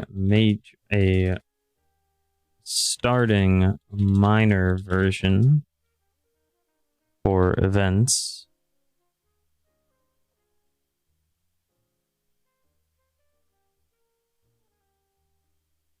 Indicating a starting major version for events. All right. Inid in D. There we go. Perfect. That lines up. That checks out. Math checks out, doesn't it, chat? All right. Cool. So now that we have that, that should work out quite well. We can go and do that. You know, we keep things nice and easy here. We keep the documentations pretty simple. Value. Domain assembly. I actually should figure out what to work with the value keyword. Also, Bonk Boy, you asked if you should switch to C# earlier. Sorry, I thought I answered that. It really depends on what you want to do. I mean, I would say yes, because I'm a C# dev. Really enjoy C#. The ecosystem's really nice. It's a lot more friendly to a lot of developers than Java is in general. It's very easy to keep up with the latest trends. And actually, in a lot of cases, for example, in a lot of the async streaming and just some of the ways that we can actually deal with the decompiling and lowering, I think it's ahead of Java in a lot of areas. I think .NET as an ecosystem is just getting better and better. Especially now with the previews of .NET 7 and eventually .NET 8 that's coming out. I think the source generation and a lot of the JSON operators are really nifty. And I think just the way you can get projects set up, and now also with things like minimal APIs and Blazor, I think just the entirety of .NET is quite wild and awesome. Now, that being said, you know, Java is a pretty solid language, and just like C++ is a pretty solid language. There's a lot of different functionality that you can go with, and while .NET Core is cross-platform overall, there's still a lot of stuff that's just, you know, going on within the environments and within the ecosystems that can give pluses or minuses to both. Really, again, what I would say is, at the end of the day, as long as you're really good at problem solving, it doesn't really matter what language you're using, because you'll be able to put on whatever hat you want.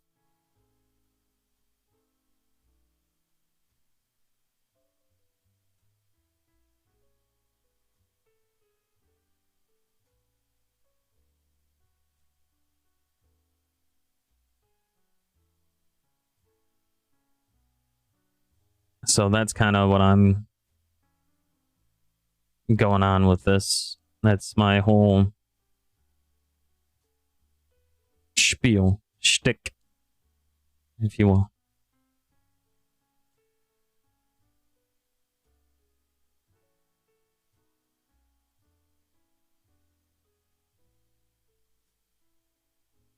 Okay, so we're good there, good there.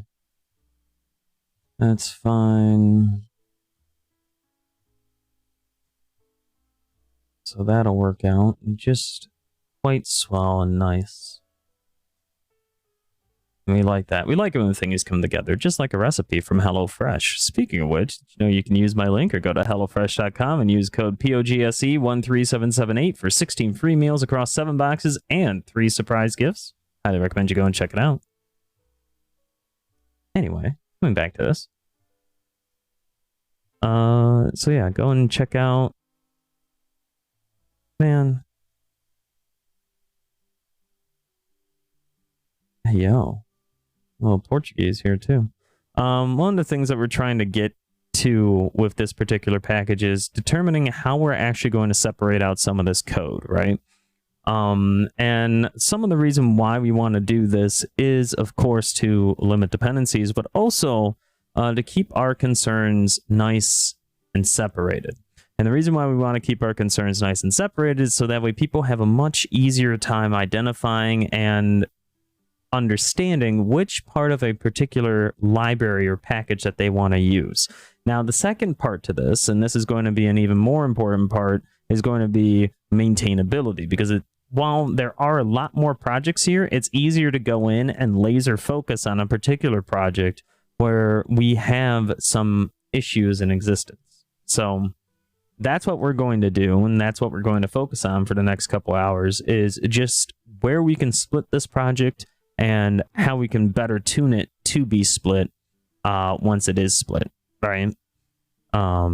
So I'm thinking in the shared library, one of the things that we're going to want to do is we're going to essentially, well, want to keep out the pretty much anything that isn't nailed down, right? So we're probably going to want to just keep repositories out of here. Keep accessors out of here and move this into the omnden.shared.data operations. And then we'll move other things, other items, into that particular project, and we'll have it reference the shared project, the parent shared project in general.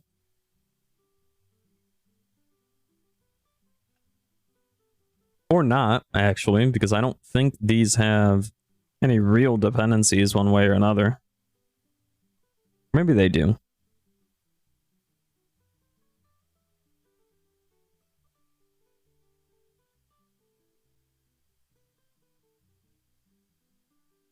Stevie C, what's going on? How you doing? Maybe that's something that we can keep in mind. I don't think they have any particular dependencies beside this one that has the heed. Just interested in game development? Ah, gotcha. Well, what part of game development excites you?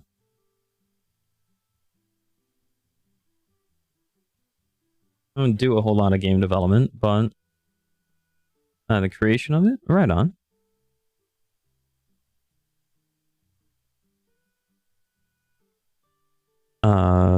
The value that we want to operate over.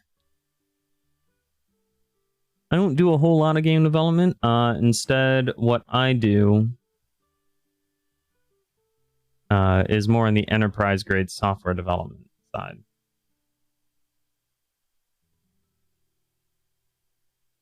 That's kind of my deal. So like for big companies, big, small, doctor's offices, things like that.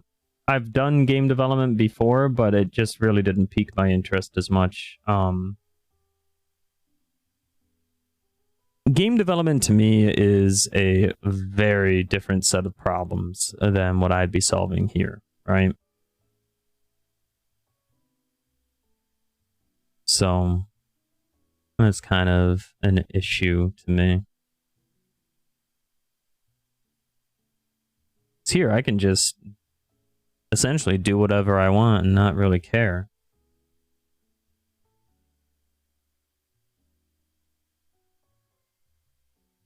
But for games, you actually have to demonstrate a particular intent and a particular wealth of knowledge of your engine, your framework, and what you want to work with to output a result that, you know, people want to demo. Did I go to college for this type of stuff? Kind of. So my undergraduate degree is in mathematics and with a focus in physics research. I'm currently in school for a graduate degree in computer science. But most of the coding that I've learned has been self-taught over the years, with minimal influence from the college degreeing system. So, yes and no. The omen den shared.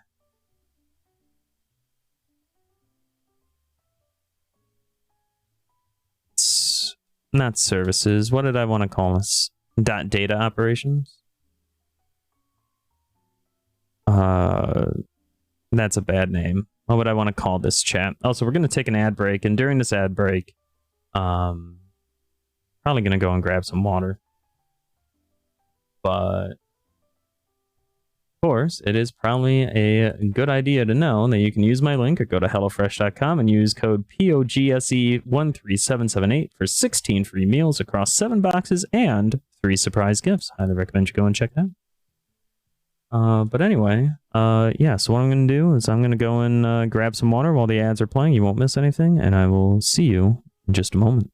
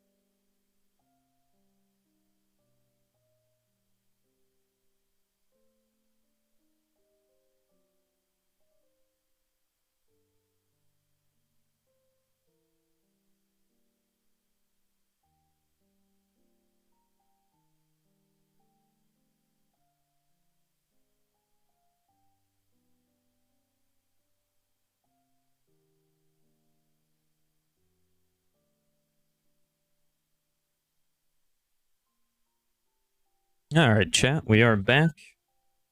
And of course, what we're going to do here is we're going to go and set this up to be its own kind of thing, right? Kind of thing. Wow, that's terrible.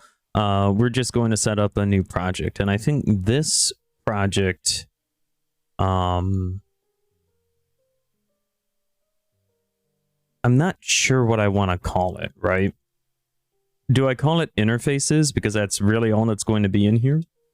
Do I call it data operations?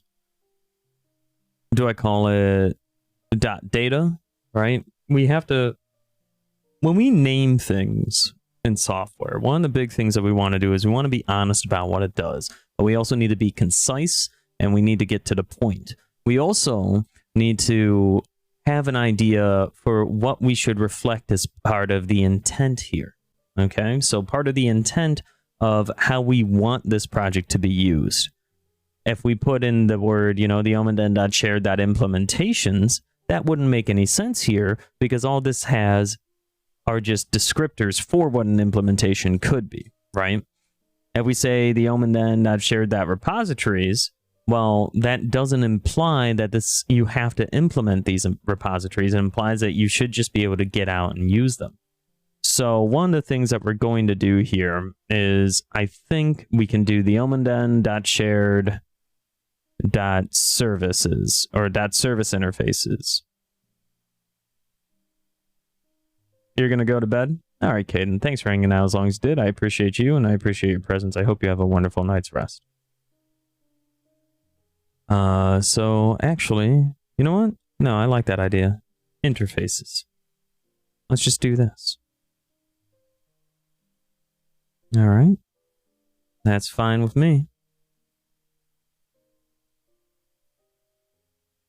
And the reason why this is fine with me is, again, because all we're going to do in here is we're going to define the interfaces. So the stuff that we want. So here, we're going to do a new folder and we'll do accessors.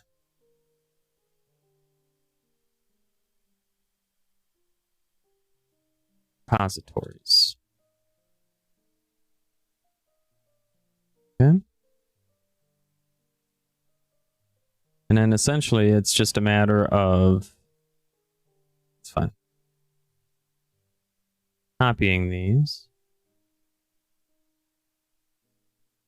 and pasting them.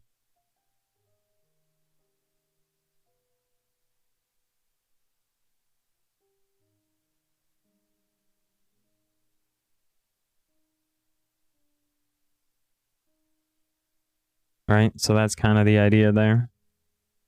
So we do that. We probably want to do sync namespaces. There we go. Perfect.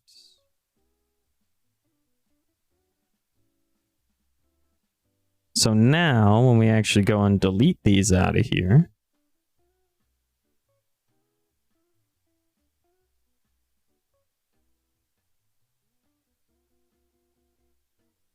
now what we should be getting is going to be some sort of error, right?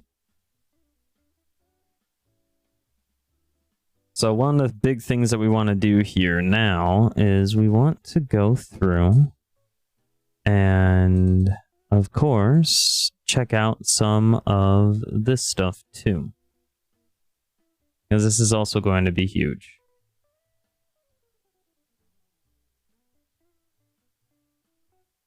And keep in mind, this is going to be a huge, huge, huge breaking change.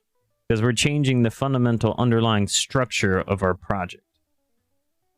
Right?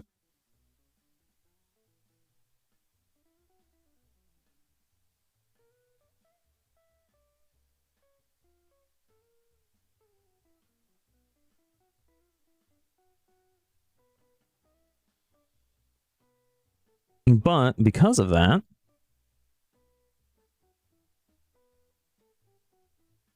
we should also be able to just work with things how we want to work with them.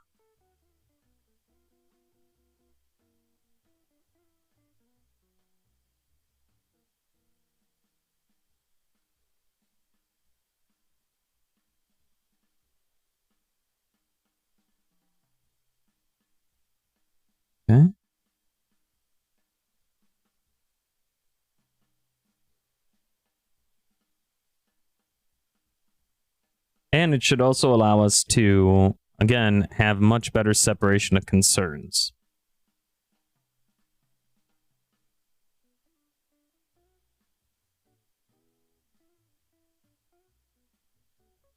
Maybe we can actually avoid some things like primitive obsession. Don't know. But we'll see.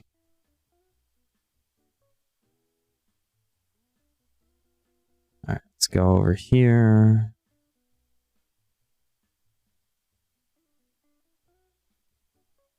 And we'll add new interface. User.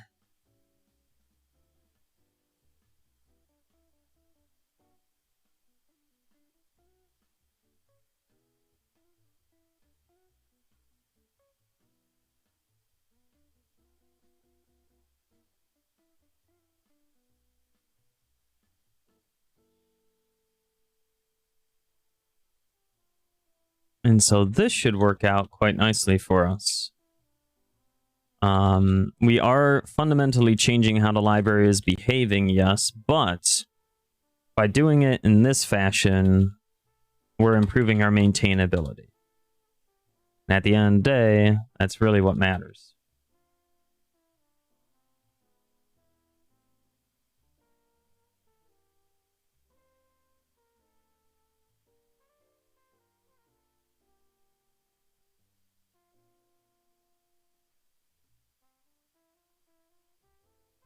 iUser.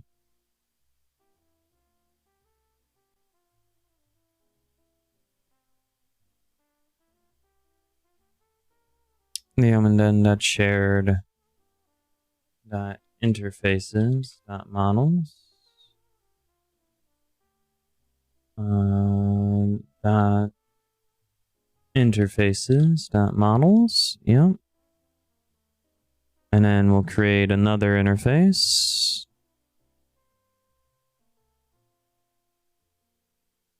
We'll call this iTenant, like David Tennant. We'll get this to work out, hopefully, in a very easy to use fashion. All right, so we got that there. Next thing that we want to do is grab our documentation.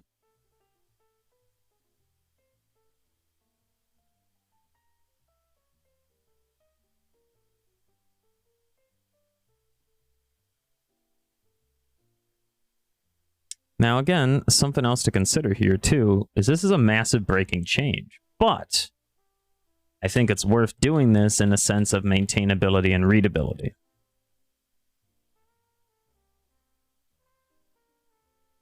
And the reason why I think it is such a good idea here is simply due to the fact...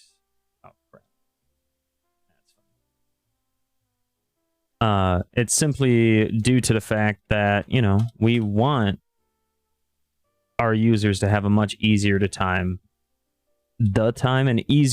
determining what they need and what they don't need. We want to leave that choice up to the user. Now, we can obviously force them to take certain actions by also separating things out the way we're doing it. But, you know, they don't need to know that.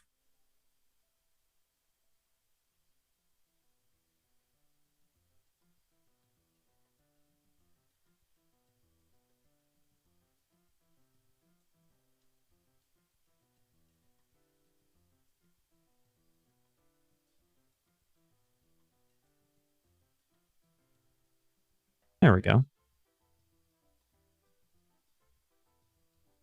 How cool is that, chat? All right, now we do that. We do that. So there we go. We got that all summarized and nice and easy. Okay, now we just do this here as well.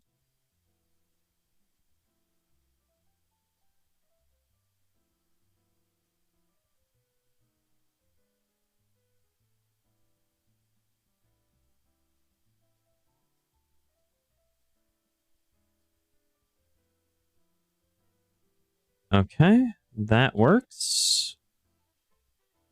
So now next thing that we're going to want to do is come back over here, grab the tenant documentation.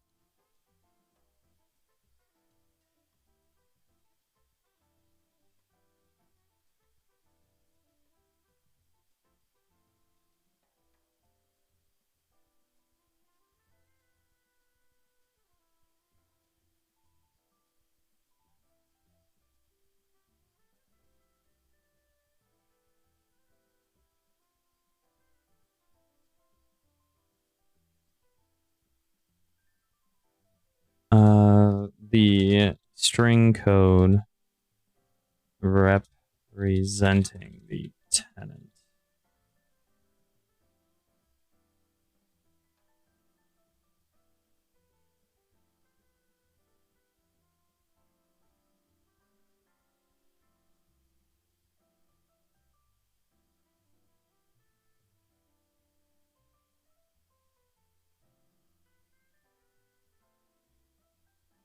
Okay, got that. That works out quite well.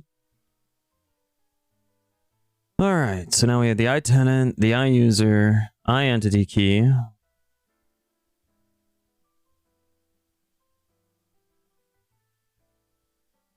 Date time.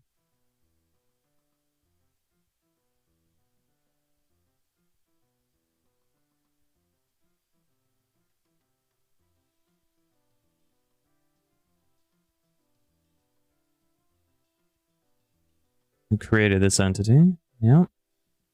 Cool. So that works out quite well for us. We love that.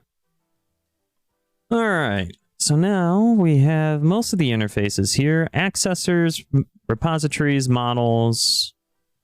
So that works out quite well. Now we can come back over here.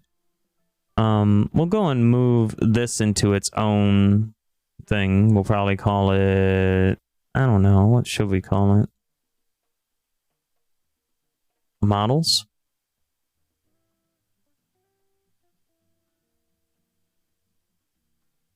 Ooh.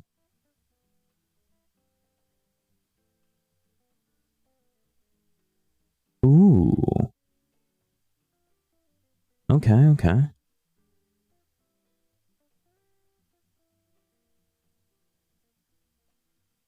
Just kidding.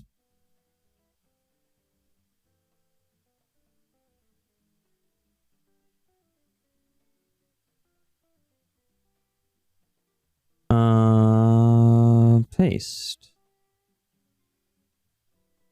Let's see here. Sync namespaces. Let's go.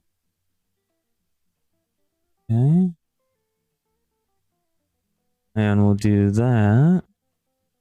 And now, that's not what I want to do.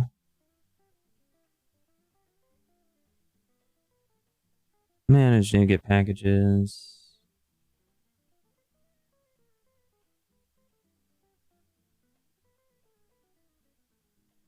The omen.shared. I'll install this over here. I accept.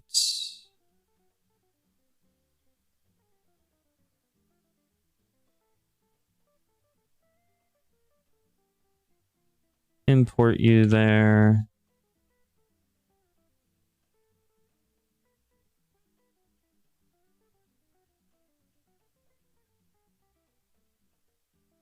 Okay, come over here. We'll extract you to a global using. Okay, cool.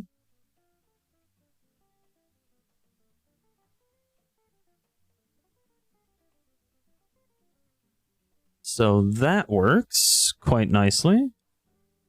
Let's come back over here.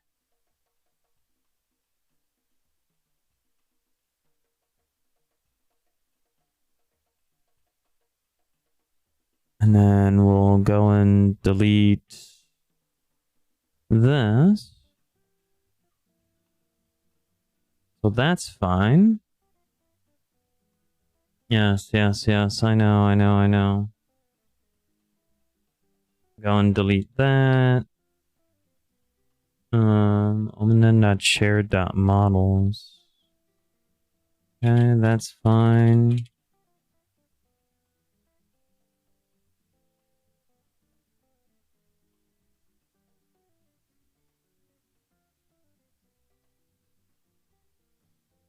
That's fine.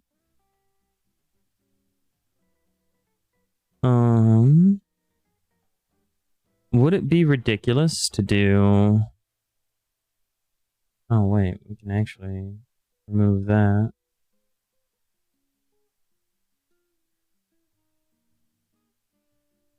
Implements I comparable.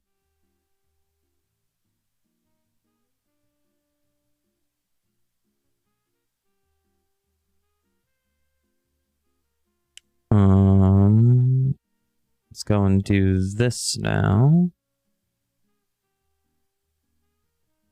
Create a new project.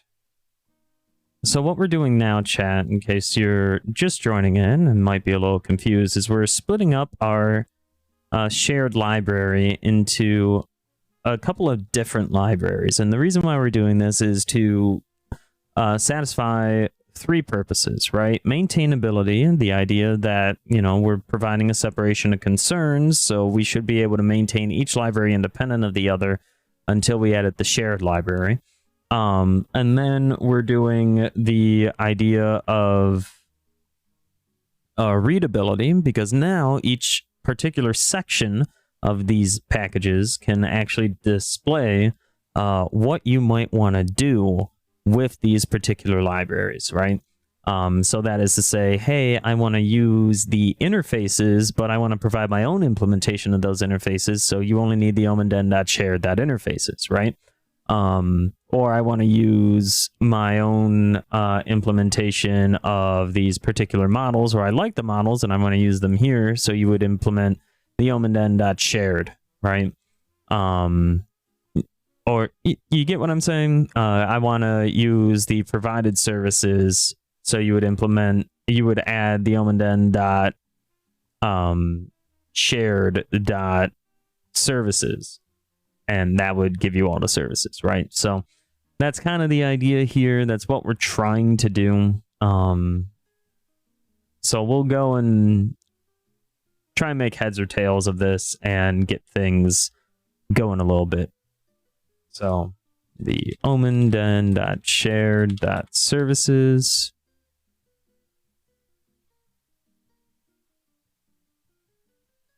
And this will also make it easier for when we want to eventually set up things like unit tests and things like that to just try and make sure that we have a much better presence for testing and code quality. That's kind of the whole idea there. Because if there's one thing that I want to be more serious about, it's obviously providing quality.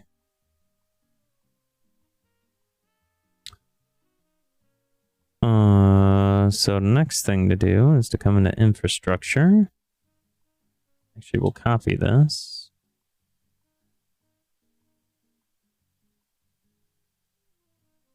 Paste this here. And we'll rename this as API. omenden.shared.services.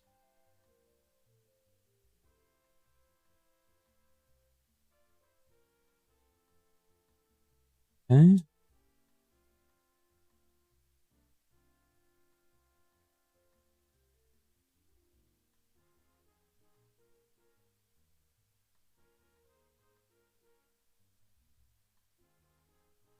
And then, of course, the other advantage to this is now when it comes to working with our particular separated libraries, one of the big things that we can work with here is this idea of, okay, what implements what? Which will be really cool to actually see. So now I'm going to just go and delete this. Now we don't need it.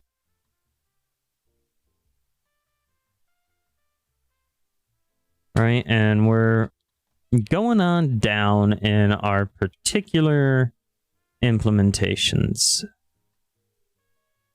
which we love to see. So let's go and take a look at some of our packages. HTTP, I think that's what we need. So let's go and import those. Microsoft or system.http.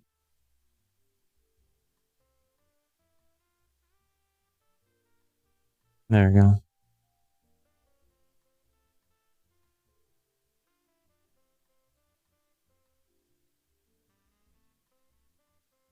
Microsoft.extensions.http.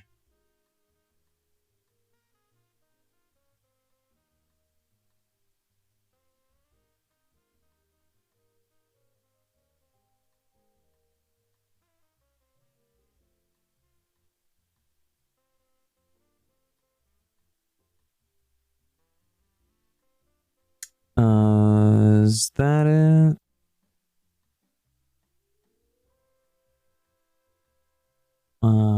Extensions.http.abstractions.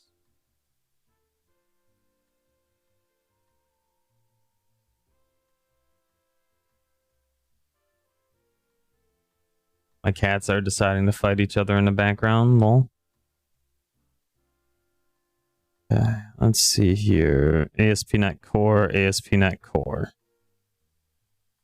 Oh.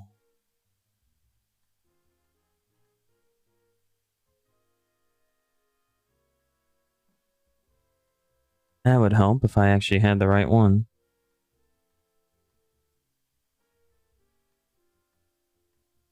I'm gonna uninstall this. Let's see here. Microsoft.ASP.NET Core.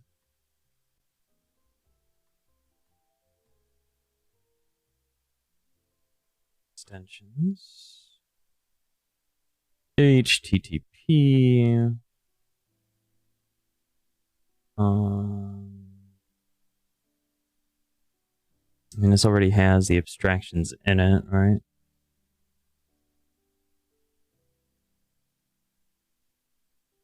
Where the hell is this coming from?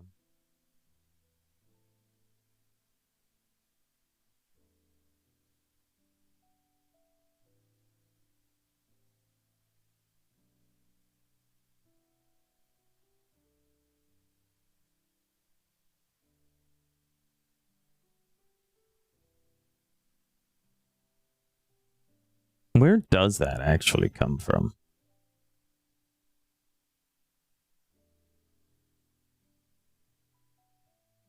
System.net.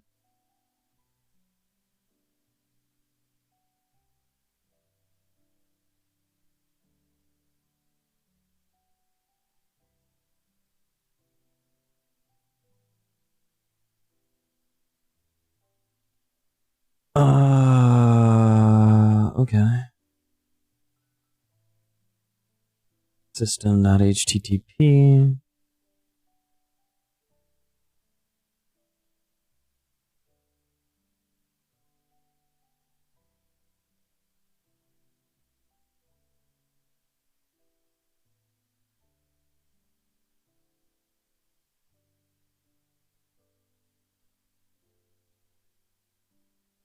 Not HTTPS, HTTP.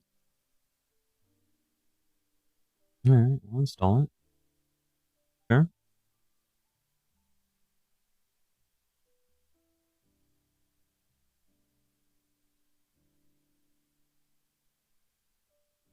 What in the hell?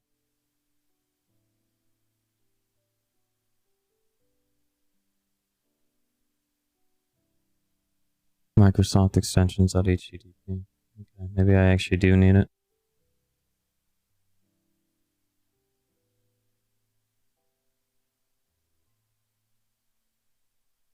Fine though.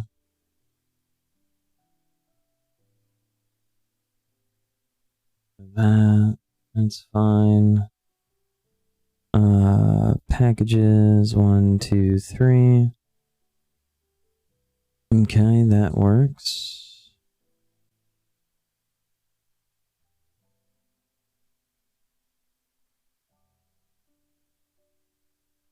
Okay.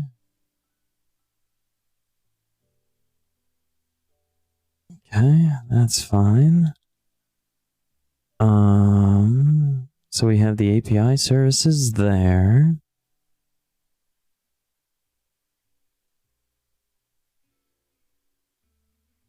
So that'll work. The next thing to see is, do we have any other services anywhere?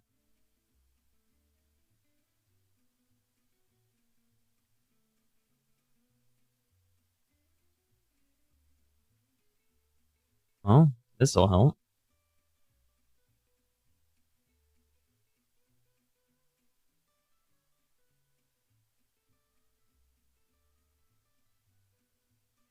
I'll just copy you. And we'll paste you here. And then we'll sync namespaces.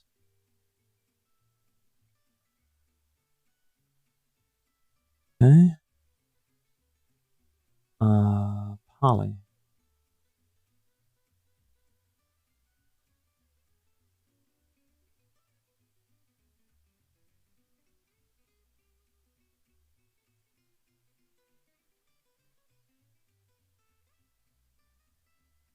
Nice.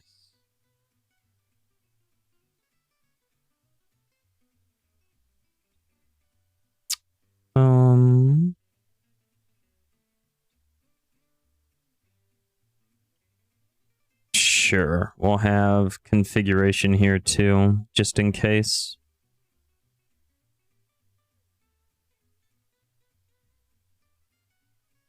Actually, we could probably move that under dependency injection, couldn't we? That's fine.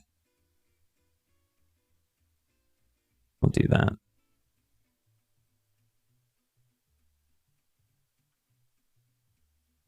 There we go.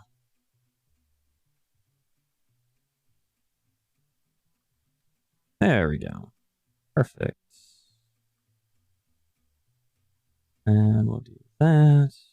Nifty. Okay, so that works out. Yeah, I'm saying it works out, but you know what else works out? If you go and use my link or go to hellofresh.com and use code POGSE13778 for 16 free meals across 7 boxes and 3 surprise gifts. All right, so let's come back over here. That's fine. Let's go into here.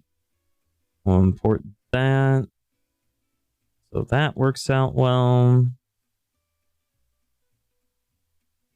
Okay, cool.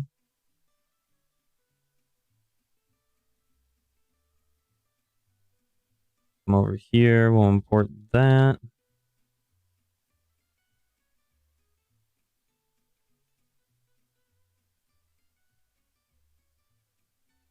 Okay, so now we can come back over here.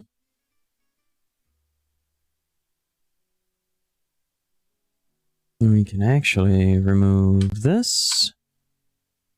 We can remove this.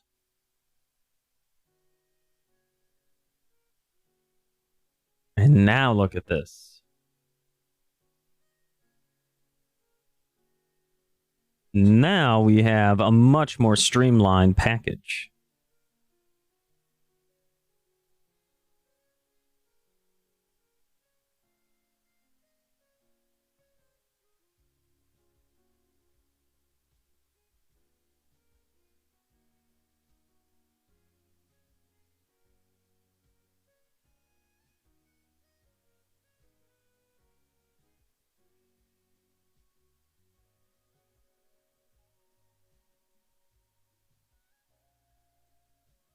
You know what, we'll do that. Screw it.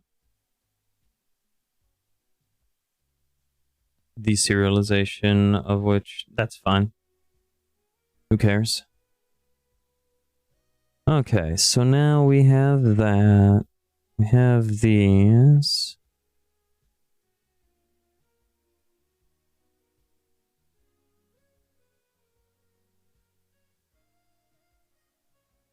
Okay.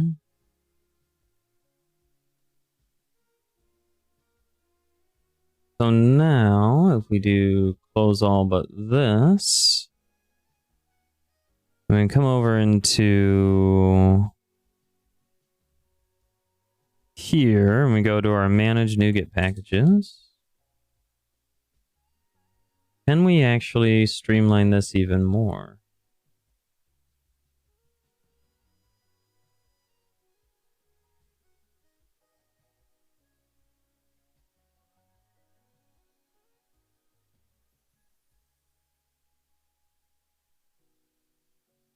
All right, that's kind of the big deal here. Is what can we do to make things a little bit better for us?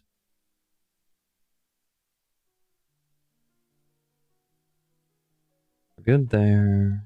Get rid of that. Get rid of that. Get rid of that. Get rid of that.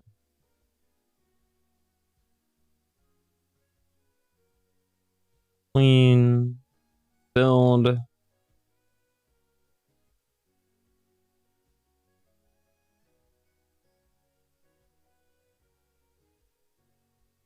Ion error payload.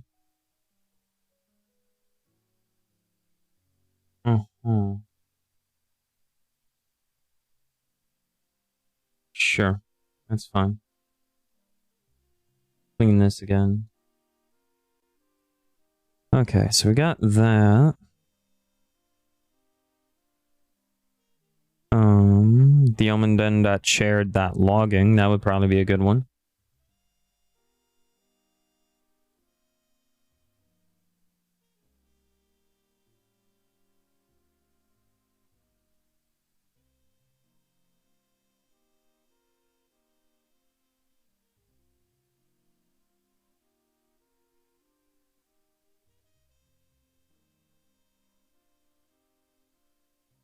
Okay.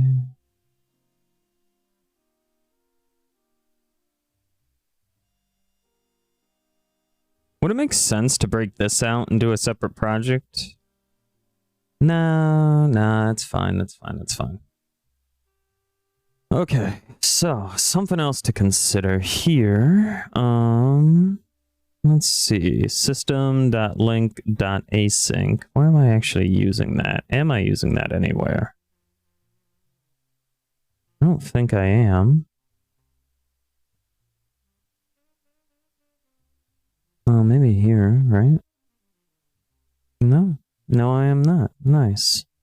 You are using murmur hash in here, though. That's pretty nifty. Am I using it? I'm using it in here, aren't I? God damn it. Yep, I am. Okay, that's cool. Okay, so that'll stay. The Serolog stuff. So this will come out into the logging project. So why don't we create that now so I don't forget.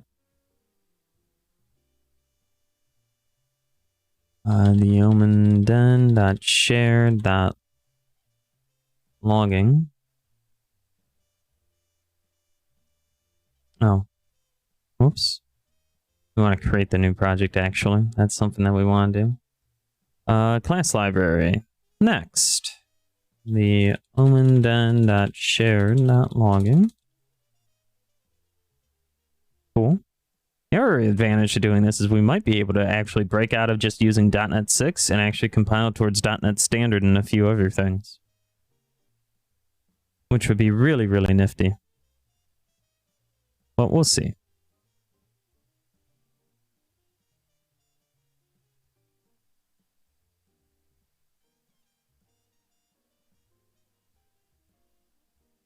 Now here comes the next question, though, and this is going to be very important. How much of these do we want to be able to function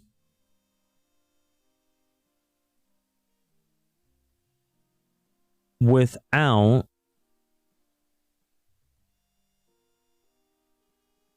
using Serolog?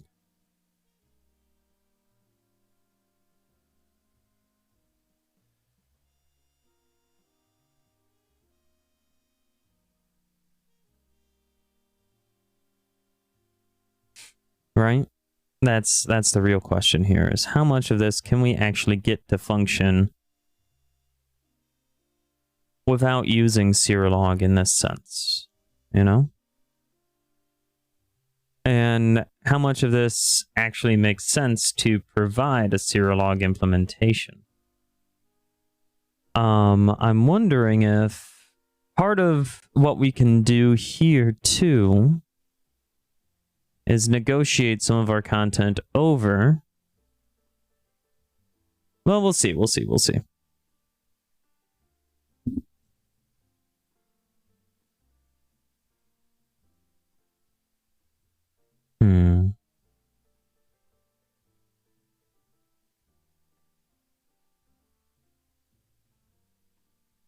Actually, you know what?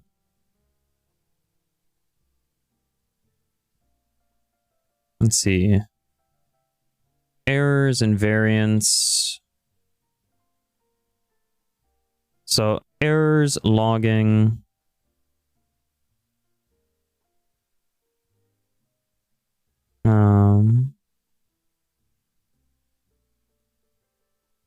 Are responses considered part of logging? No, responses. No. Wait. No. Wait. Oh shit. Correlation, client error, payload. Successful, unsuccessful. Wait a minute.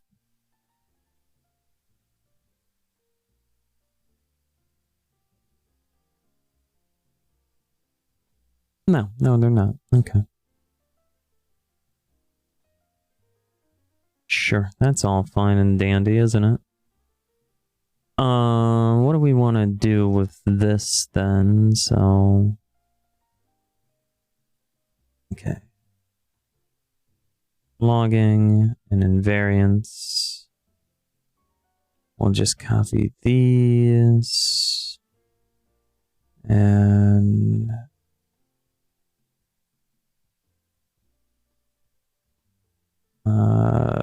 we'll download you now. And we'll paste. And we'll do sync namespaces. We'll drag this up.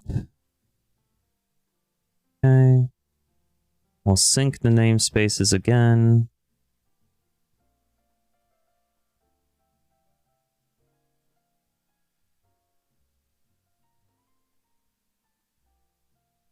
And we'll rename this to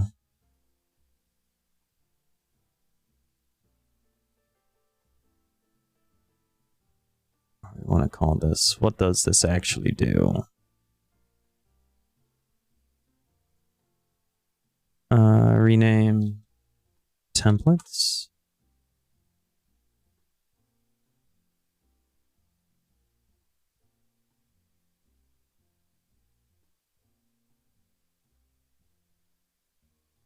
Oh, wait.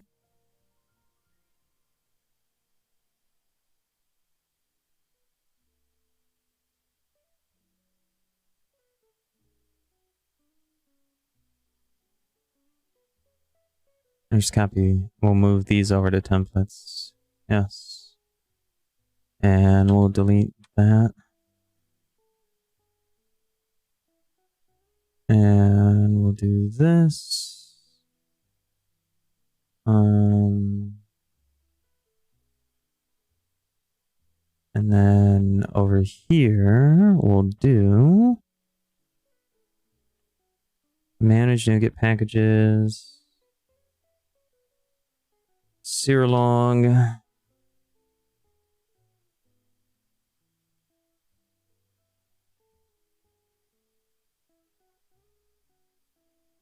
and we'll install those. We'll install Microsoft.extensions.logging.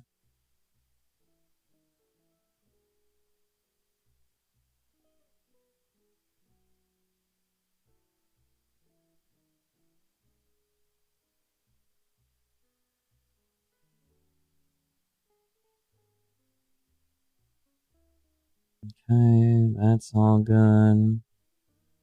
I'll extract that into a global using.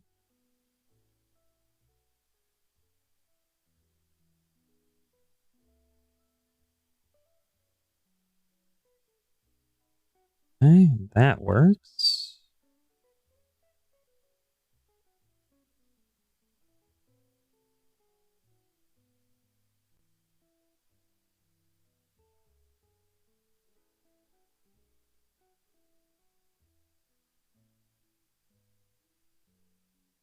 And we will also extract this to a global using.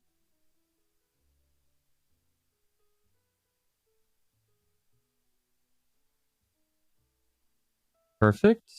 All right, now we just need murmur.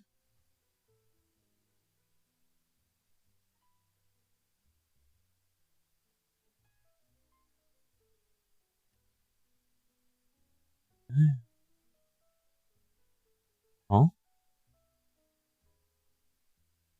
fine. Okay, and all these are just coming from the shared package issues, so that's good. Okay, so that'll work. Now we can probably come back over here and get rid of these. Let's go and do that. So invariance and logging. Get rid of you. Okay. Fine.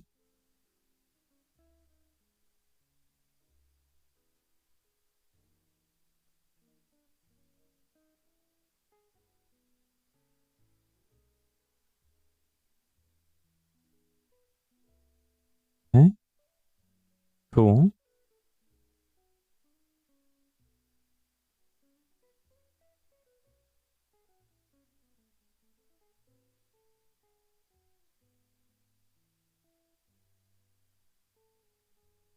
Uh-huh. Why is this here?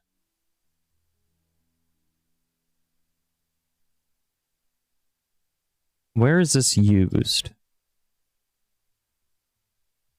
Is this only used here?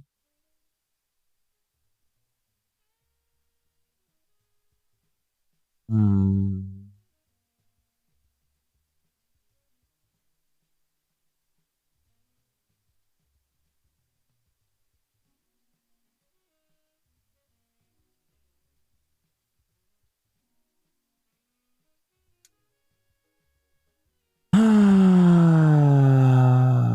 Well,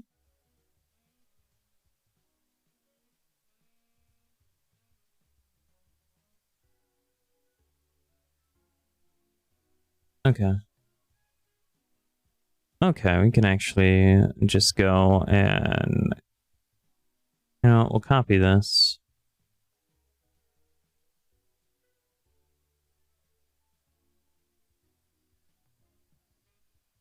Templates.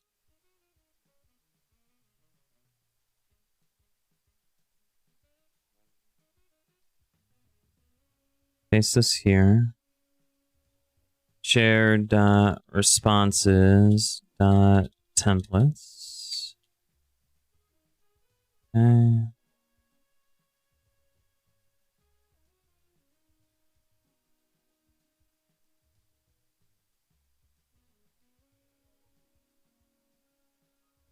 Do that. There we go. Cleared out those errors. Now this is back over here. And that's fine. That's perfectly acceptable. Dot logging. Rid of that. Cool. So we're good here. We got that going. Now the question becomes, what don't we need anymore?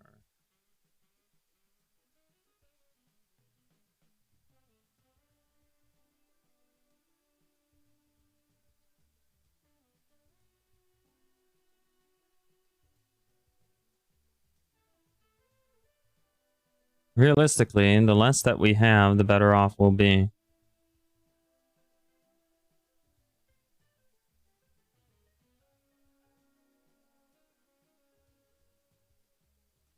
And again, a big reason why I'm saying this is because we don't want so many dependencies, you know?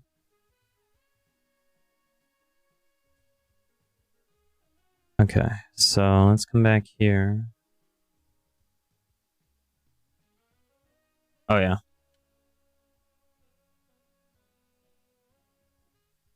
So if we can do that, that's a pretty big deal. So we cleared these out here, right?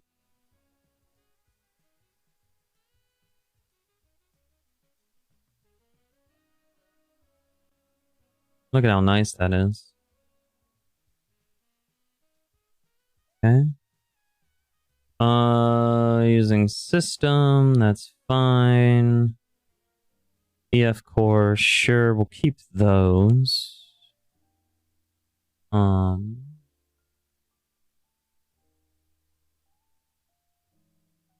don't think we need you.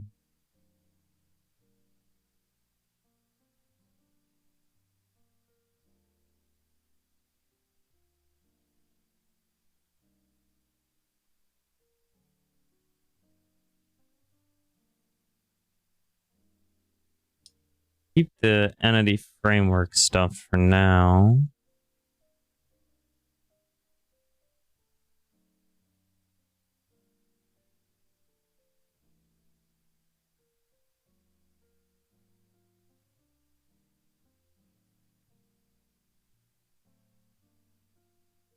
Definitely don't need that. Since we're not registering anything, we don't need Scrutor.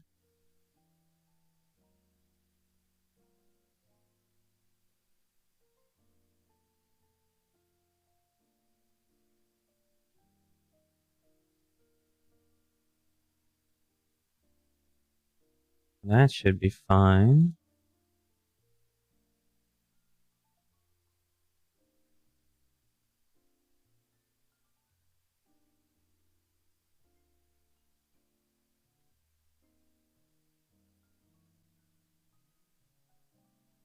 Okay, let's build it. Okay, cool. So we're cutting down, That's big, that's big. Love that for us. And again, the more we cut down, the better.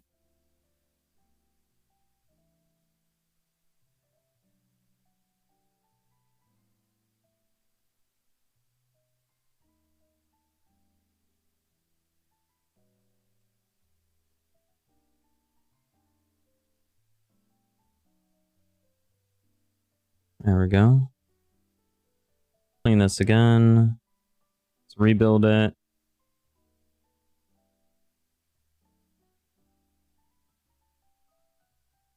Do that. That's why it was giving me such a hard time. Okay, can do that. Clean it again. Rebuild. Perfect. I don't really mind this stuff here. I don't really mind this stuff either. That's fine. Okay. That doesn't matter. Alright. So now we're just left with entity framework stuff. And I guess the real question is, do we really need this stuff here, right? Because this provides the DB context stuff. Oh yeah, we should probably go and take a look at some of the system usings. Oh, that's fine.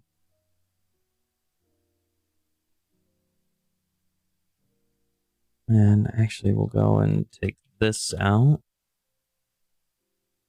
And system.text.json.serialization. We'll paste that there. That's fine. Logger extensions.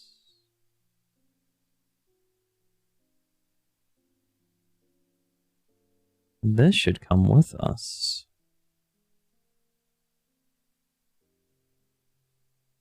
So we'll copy this.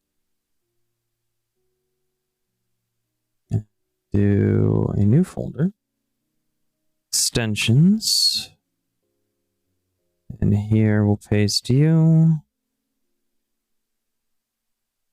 And where did it go? Sync namespaces. Perfect. And here we'll extract this. Okay, that's fine. That's fine.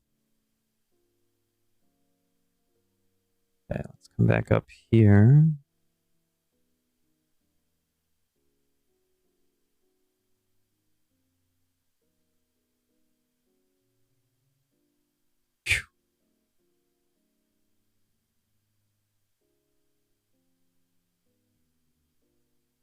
I'll get rid of you. So the rest is going to come down to these, right? So DB context and DB set extensions.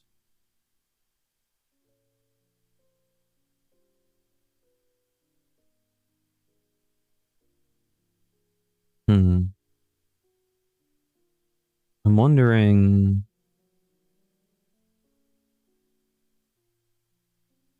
how viable this would be.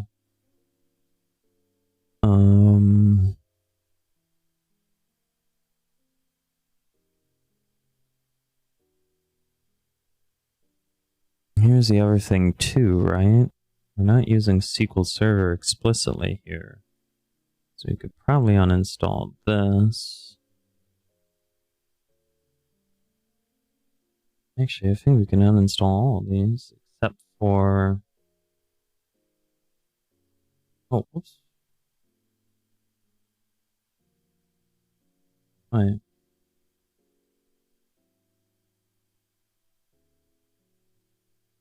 I messed this up? Yeah, I think I messed that up. Whoops. Let's see here. Microsoft dot entity. There we go. Damn it. There we go. Nice, we install that every time. Okay.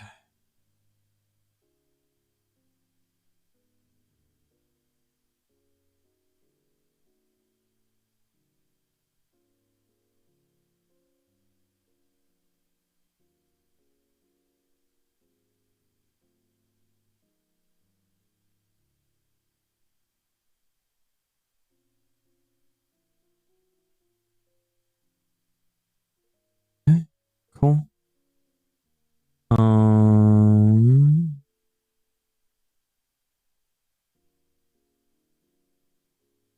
I don't think I need this. Right?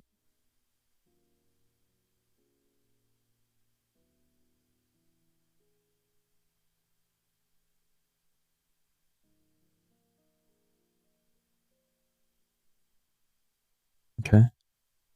So that still works. Nice. Love that for us. Okay. So now we can probably... Okay, that'll be fine. Why is this giving me a warning?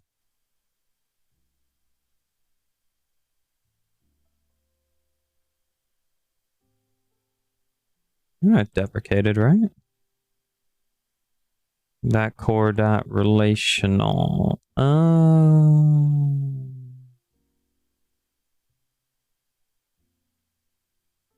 Soft dot entity framework dot core dot relational.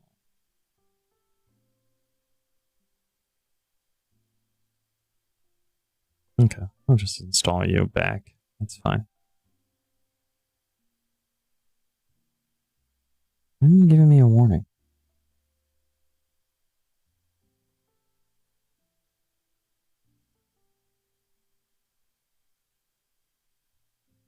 Okay, you're fine, you're fine, you're fine. Should only be used with a nullable annotations context? Yeah, but if I do that, you're gonna frown at me. I mean, the right-hand side is always null, though. I mean, I guess we could just do this and not really care, right? Oh, chat, we are going to be taking an ad break, and here I will go back and describe some more HelloFresh stuff. So I'll see you in just a bit. But chat, one of the big things that we're actually going to work with here is HelloFresh. It is actually a really cool recipe broker. They sell recipes, they sell a whole lot of other things, and it really is easy to go through and kind of just understand what's going on with HelloFresh. They provide you with a really convenient way to go and prepare recipes on like little recipe cards. I know I've shown off a couple of them on stream. But, you know, comes with a really cool photo, and the meals are actually pretty easy to prep. I don't really think I've spent more than 40 minutes creating a meal, so that was really easy. And I like to cook. I also like to order out, so it saved me a lot of money. And it's also saved me time going to the grocery store, you know, with the pandemics and such. Not having to go into an area with a lot of people certainly makes it easier on my mental health. And also cooking feels good. It feels good to approach a goal. And you know me, I love my OJ and cereal just as much as the next person, but sometimes just a really simple home-cooked meal works out.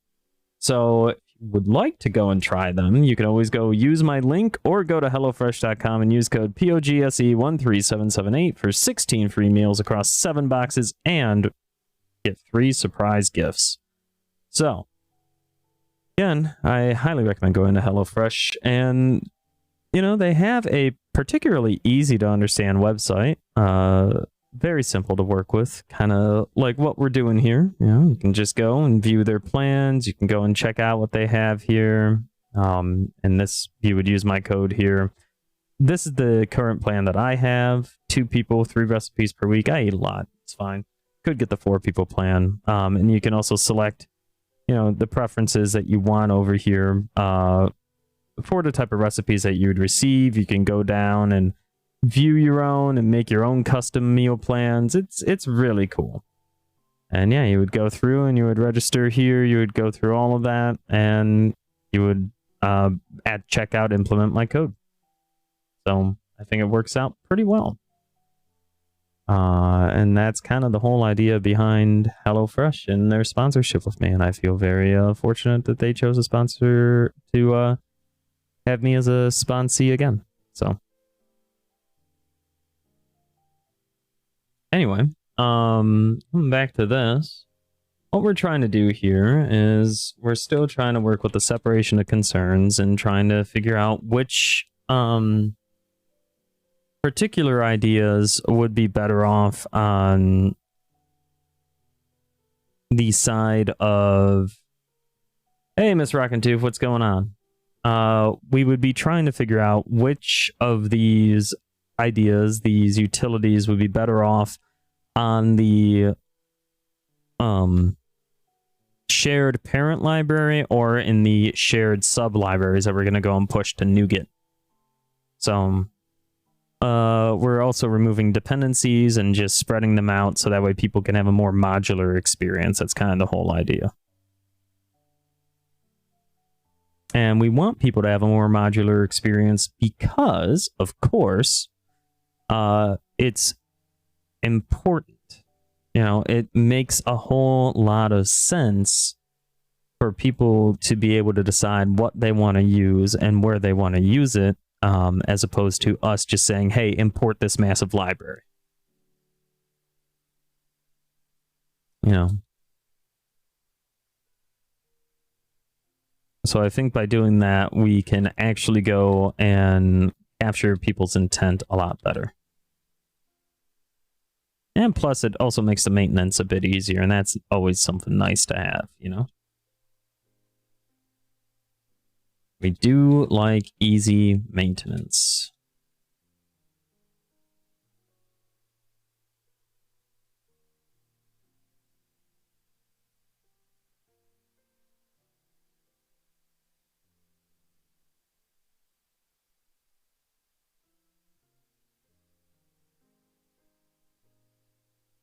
Plus, I think I see this as a pretty big quality of life update for these. So, on top of giving people more freedom to do what they want with their particular implementations, it also allows for just a much better structure and a lot easier things on my end. So, I mean, increasing my presence on NuGet is also nice, but, you know, whatever. That's why we continuously maintain these things. That's why we keep making sure that we have them maintained.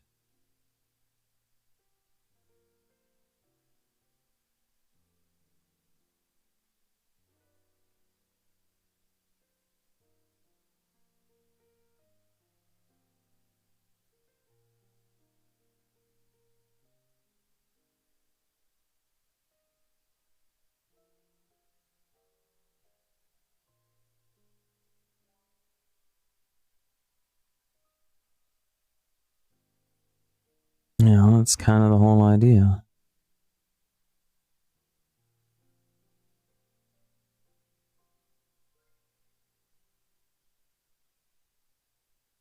The provided data in a response. Remarks. See the C API response context.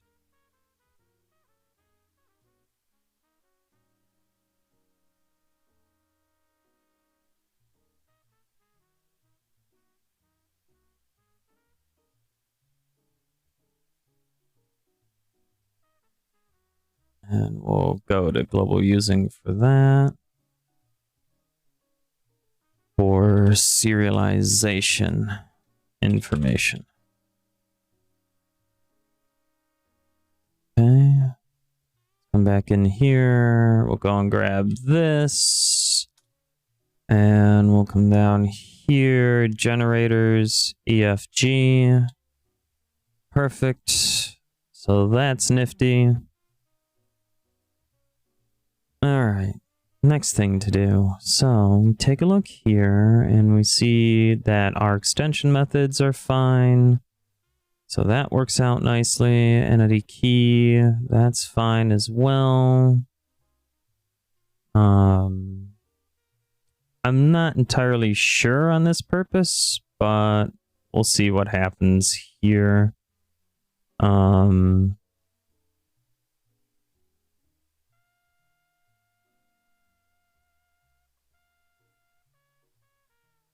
Yeah, whatever. It creates a new entity key instance. Entity? Entity. A unique ID.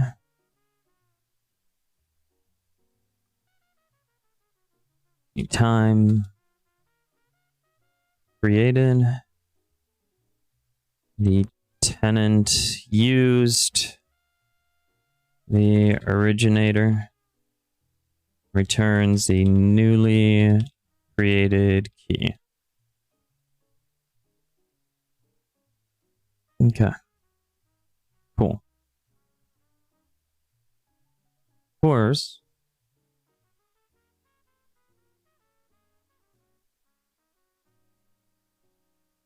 Now that we have that,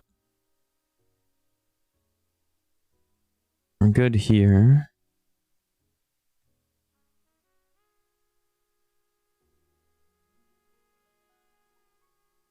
Got that. That's fine.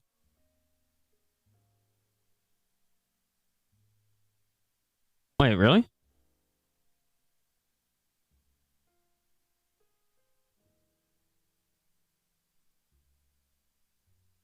Wow. I didn't actually expect that.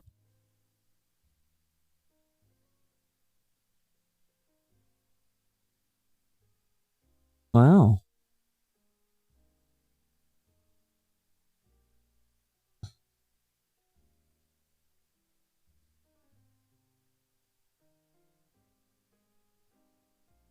Cool. That's nifty. Again, less dependencies.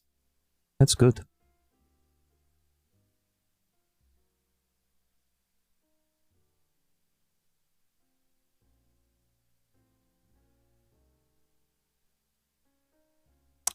So here's the next question.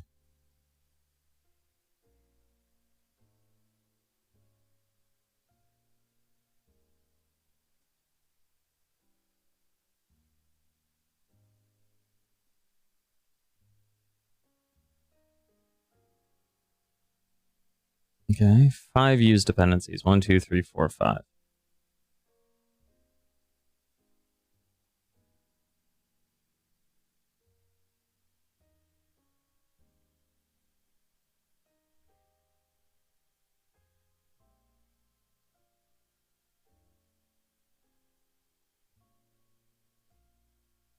Cool.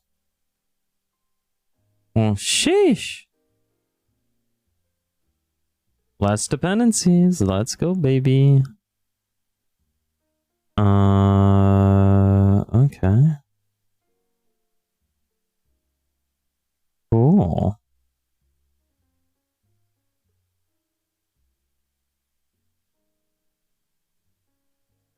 It defines extension methods for DB sets.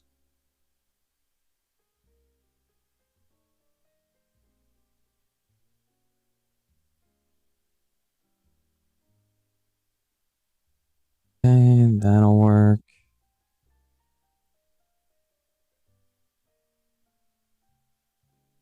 Return, no,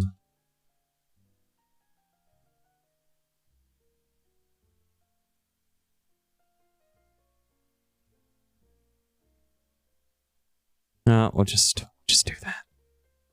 It's fine. That's fine, right? Okay, anyways, we got that there. That's fine. That's fine, that's fine, that's fine, that's fine. Again, we just want to make sure we're keeping this nice, neat, and clean, right? It's kind of the idea here.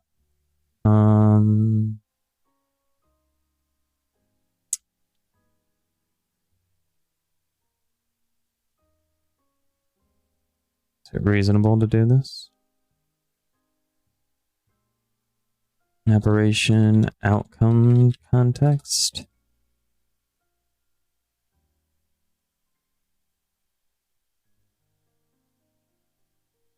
Public partial JSON serializer context. Let's see, JSON source generator options. JSON serializable, and this is going to be operation outcome. This will be the type of. So now we can do default, ignore condition, JSON ignore when writing null. Generation mode equals JSON source generation mode.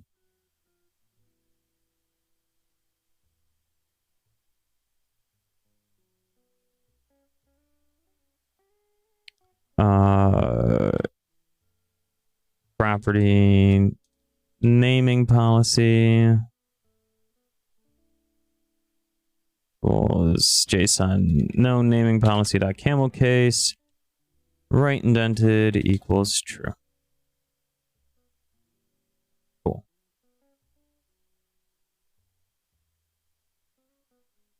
So we do that. That's pretty nifty. Okay, now we got that there. Enumeration base, operation outcome.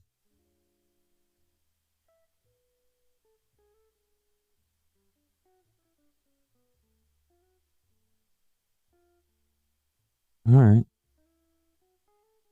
Well, I think that's good there. And here we'll just do. All right. let's go and get this committed, deployed, and readied. All right, that's going to be a huge deal. So this commit aims to, 1, remove as many of the unclear dependencies as possible. 2, remove things that weren't essential to this core library.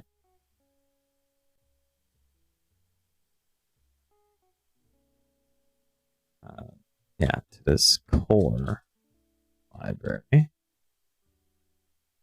3, streamline our approaches to providing basic models. 4, add more, not add more. Add JSON source generators for various response types. And then 5, in general, cleanup and optimizations.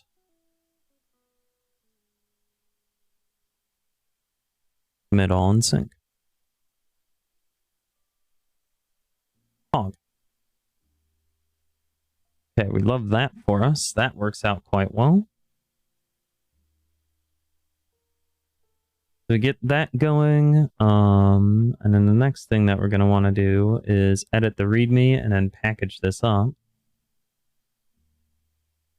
So let's go to cd./cd yeomandan.shared, not chart.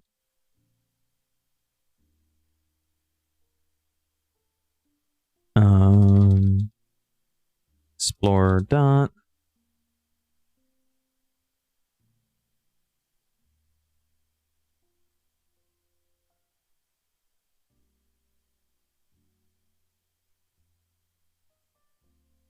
And let's go and open this bad boy.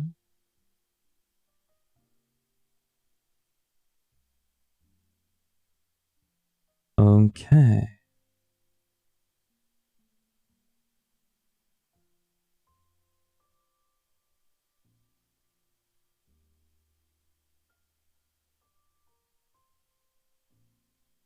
How the hell do you do strike through and markdown? Anybody know?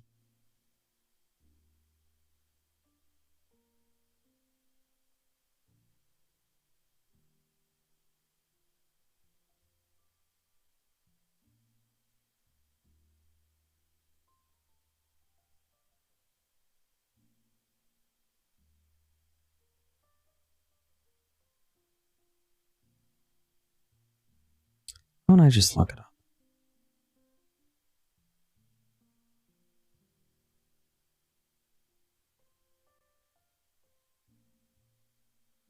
Oh, SELs, thank you for the raid. I appreciate it. What's going on, SELs? How you doing?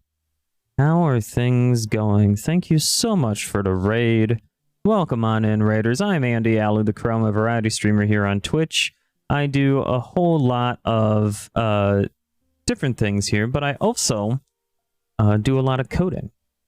Hopefully, you're doing all right. SELs, what were you up to? How was Spider-Man Web of Shadows? How was all that going? Didn't know you streamed.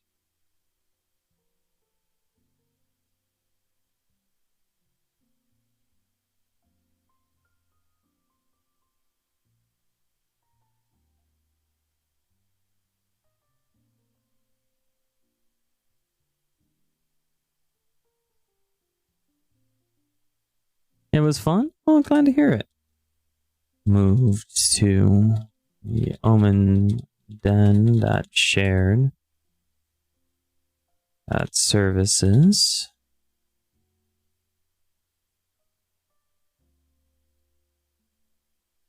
You thought the end of the game was near, but it wasn't? Oh. Moved to the omen.den.shared.services. Yeah.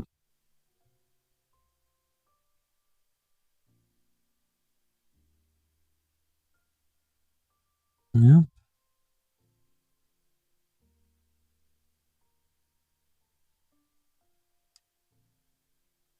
Moving from V1 to V2 will incur breaking changes, as I have determined that what is that game about? Manipulating the shared library as a massive project is a bit difficult to maintain. From now on, we'll keep the ideas of what each section of the shared project has separated. This is based off of necessity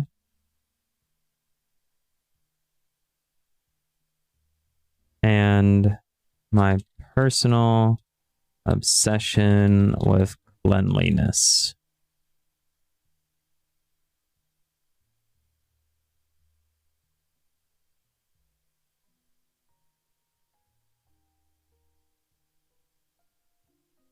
Note: V2 will be identified by releases,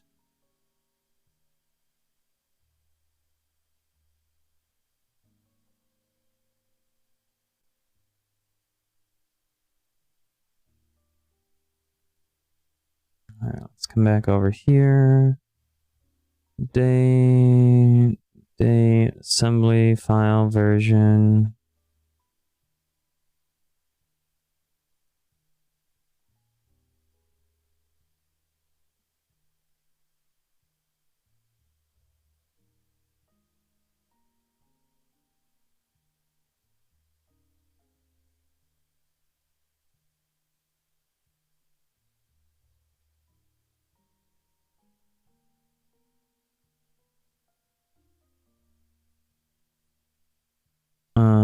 How do I want to indicate this?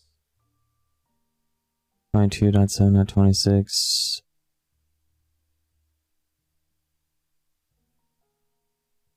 I don't really want to break this versioning. So I guess I could say anything past this. Releases will be tagged as V2, and package versions will have the first 3 parts of their versioning as a date after.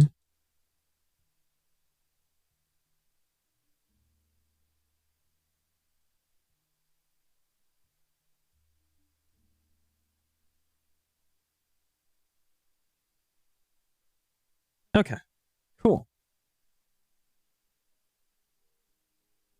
So that should work out, chat, I think. So now we've demonstrated that we've removed some functionality, but we've split it off into some of these other areas, which is going to be relatively huge, I think. And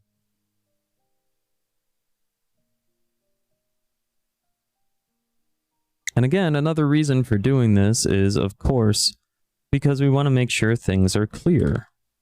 Get status, get add dot, get commit dash m, adjust readme. Septal, hey, what's going on? Just readme file to reflect the breaking changes. Get push. All right, so now we want to do .NET restore .NET build configuration release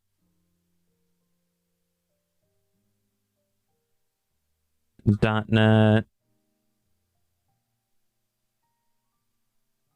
pack configuration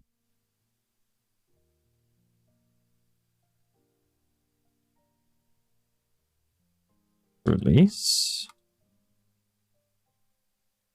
Okay, cool. So that works. Septal, how you doing? Hopefully you're doing well. I'll double check this.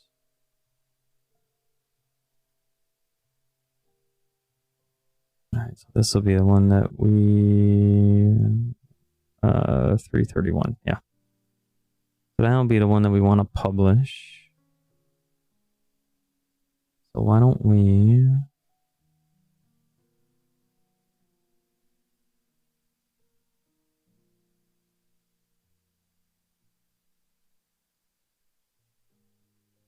doing okay, getting over having Rona, so it's a bit trippy readjusting to having smell and taste. Oh, I bet. I bet it is indeed. Let's see here. .NET NuGet sign. Oh, actually, let's go into this folder. cd/bin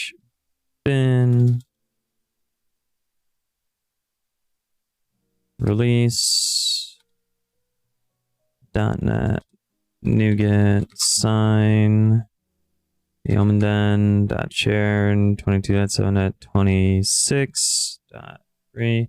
Hey, what's going on? What's my monitor size? Which one?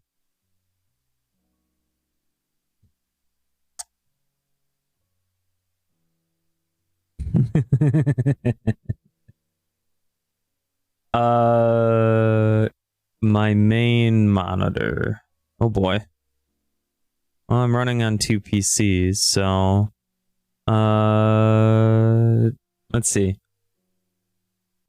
27, 27, 27, 24, 33.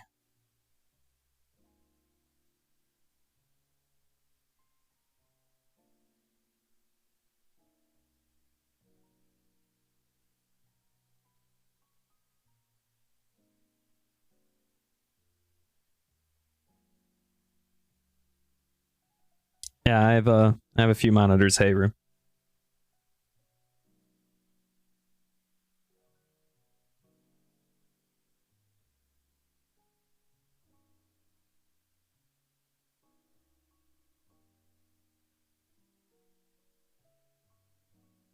And what do I recommend to a dev?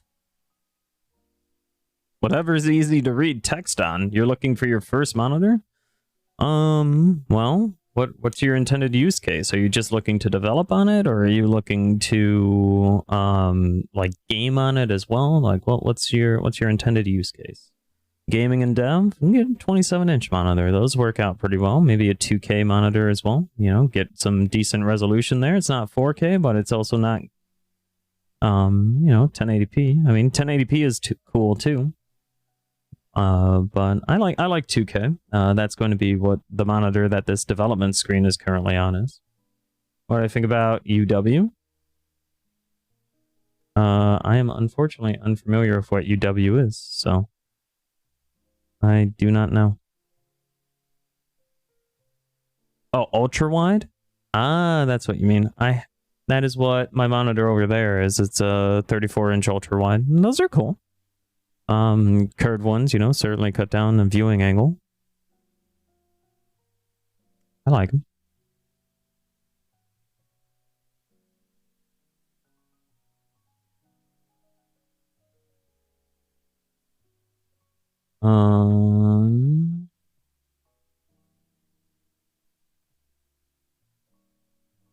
Hold on, chat.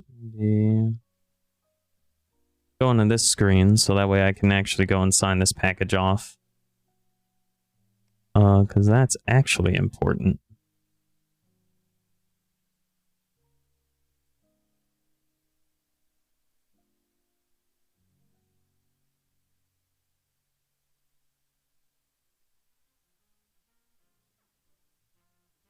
so give me just a moment.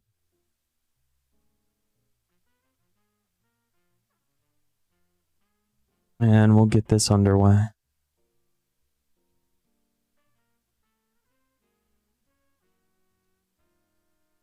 All right, stash dash.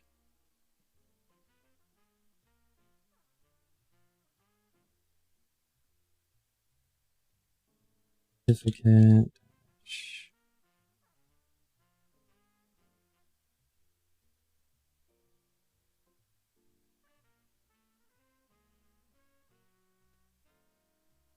Oh, what the hell? What did you do?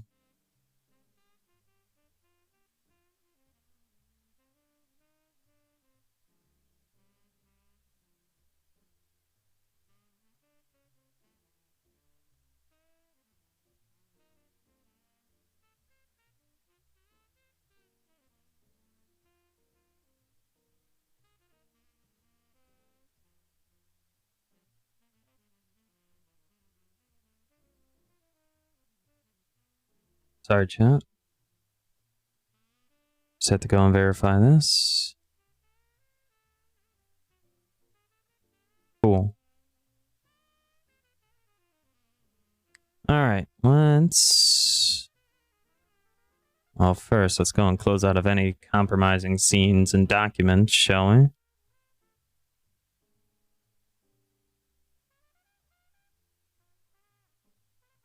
we? Okay.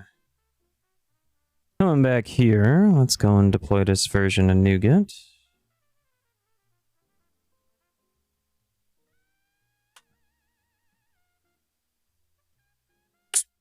Damn.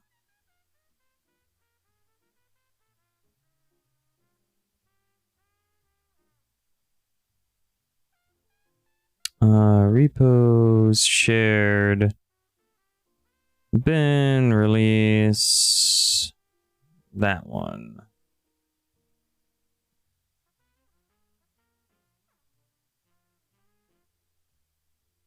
Perfect.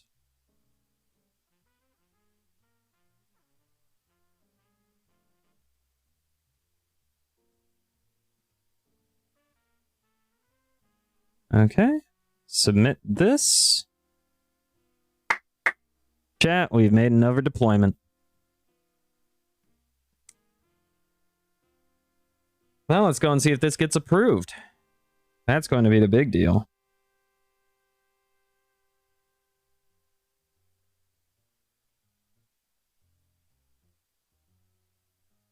Because if it does get approved, that's going to be sick. I don't know why I'm acting like it won't. It will. It'll just get indexed. Okay. Now, let's come back down.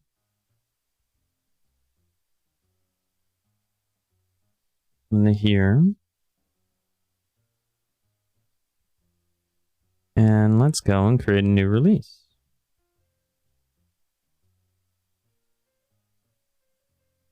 And this time,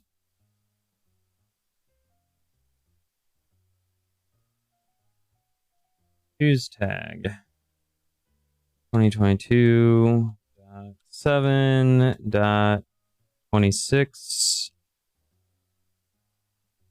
v2.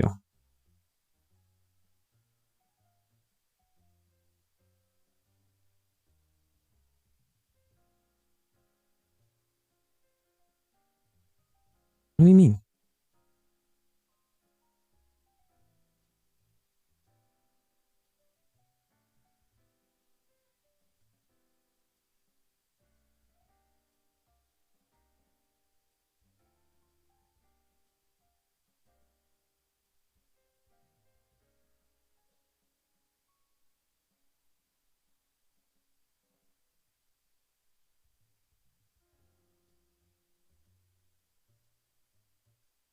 Jesus. Our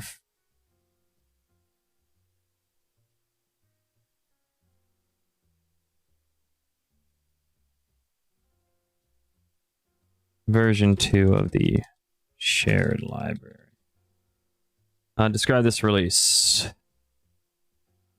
This release is the the biggest change we've made to the library yet.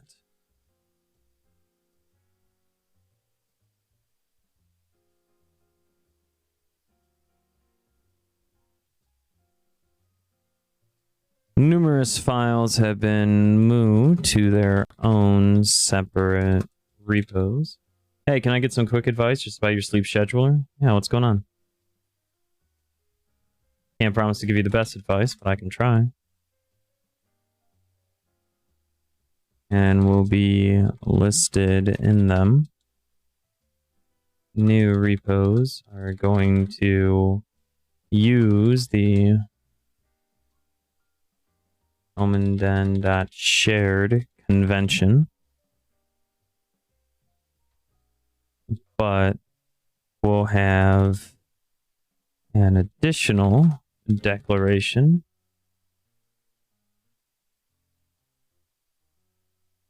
e.g. Omenden.shared.logging to describe their intended use case and purpose.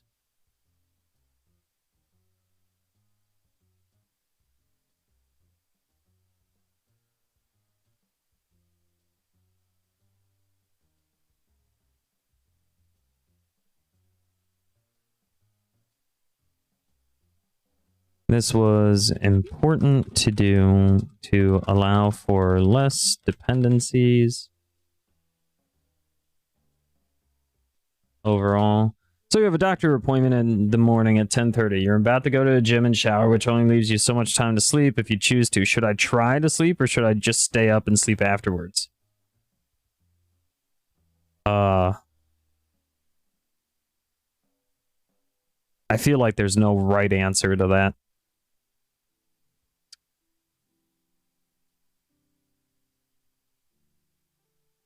So here's the deal, right? If I tell you not to sleep, then you're putting yourself at risk by going and driving while you're potentially exhausted, which is incredibly dangerous, and I don't recommend you do that.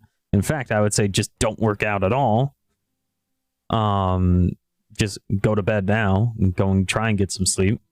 The other thing is, though, you know, you don't want to miss your appointment either. And a lot of offices will charge you if you do miss an appointment. So it's not a good avenue to have. Personally, I would say just go to bed. Just go to sleep right now and try and get as much sleep as you can. This was important to do to allow for less dependencies overall and to improve our modularity of session.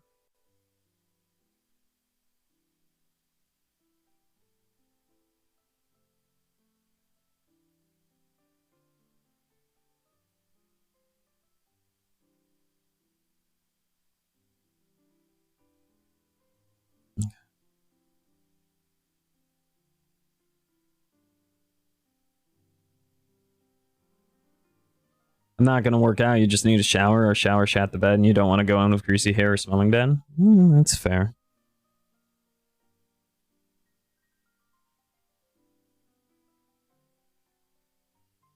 I mean, if the doctor's office and a gym were on the way, I would recommend, you know, sleeping and then getting there that way. Hey, look, it's been indexed. Woohoo!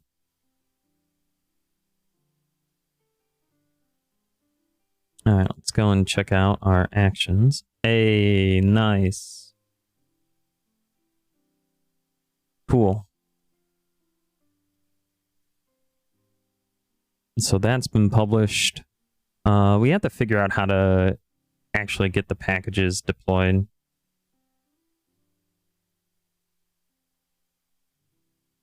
Song's making you feel like it's Christmas, right?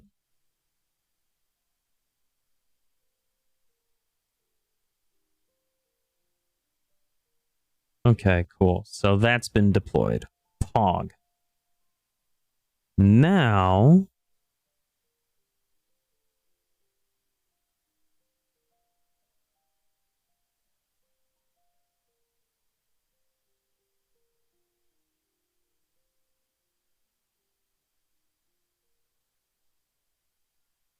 Now we can update.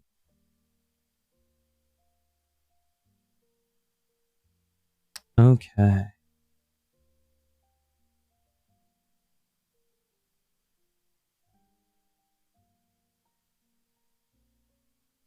And now that we have this, now that we can do this, we can actually go create these repositories, get them on the NuGet, hopefully in the next 24 hours. That's going to be the big idea there. Speaking of, creating and getting things, sometimes, it takes a while to go and create a particular meal, especially when you have to go to the grocery store and, go and pick out all the ingredients, and then you end up buying more stuff because, you are hungry. But there is a service you might have noticed that is sponsoring me that I do actually recommend. I've shown off a couple recipe cards so far on stream, but I recommend using HelloFresh. Of course, HelloFresh has given me a code that you can use. You can use my link or go to hellofresh.com and use code POGSE13778 for 16 free meals across 7 boxes and 3 surprise gifts. So I highly recommend you go and check it out. In the meantime, TUV. How do you spell Visual Studio? With a V.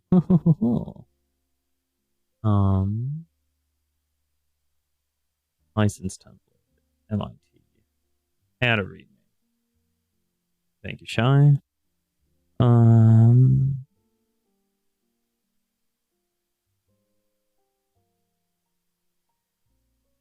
see.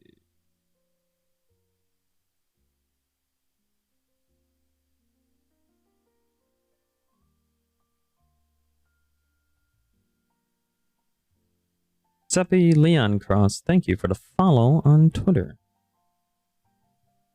The shared interfaces used throughout the Omendens. Actually, before we do that,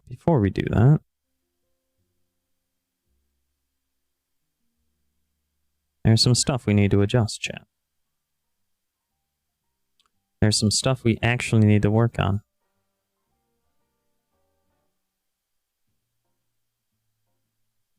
Well, let's see here. One of the things that we want to do. You wasn't expecting to show up in chat. Kind of neato, right?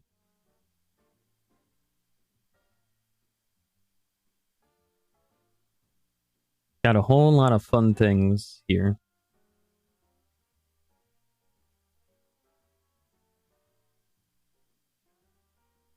Generate. Read me.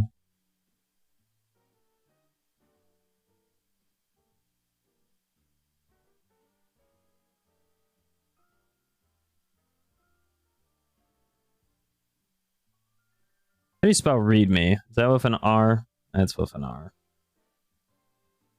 Dang it.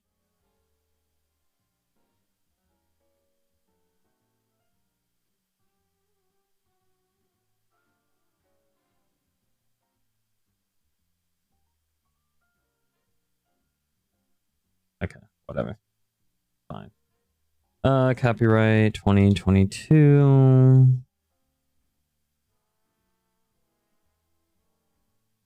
// www. We'll get to that later. Description. This package contains the service implementation, or contains the interfaces that can be used for various implementations, and some of the models behind them for tenancy and user-based applications.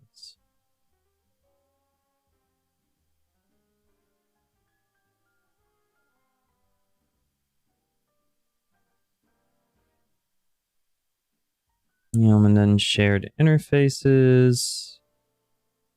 There we go. Assembly name, authors. Andrew Beers. Asiels, thank you for the follow on Twitter.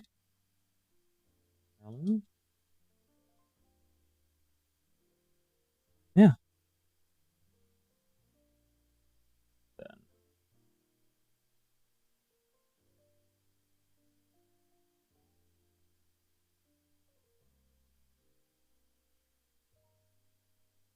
Yeah, I got a bunch of fun little tricks here. Beers. Alu. We'll come back to the package version in a bit.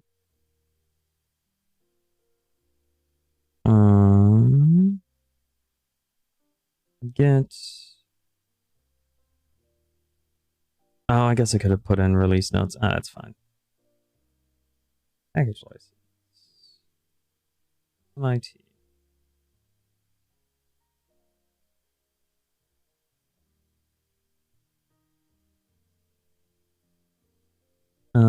Browse.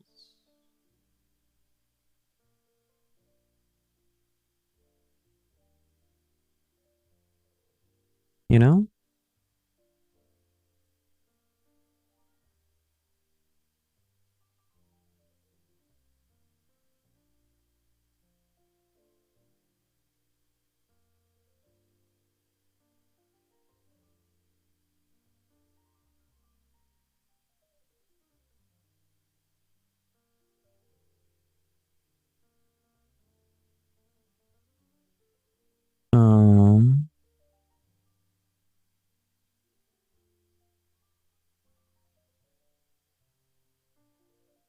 God damn it.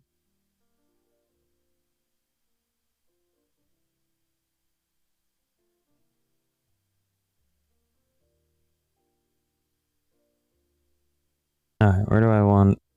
What do I want to do with this? And then not share.json API, readme, come into here, just copy these out.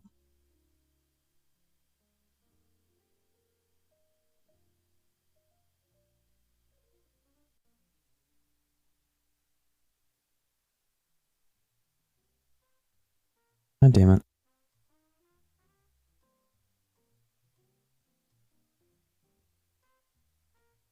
What is this? This is dot interfaces. Sure.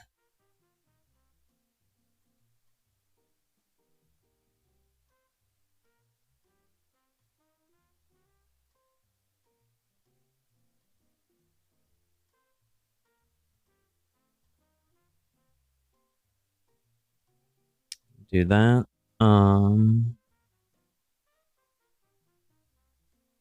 C#, .NET 6, .NET, .NET Core,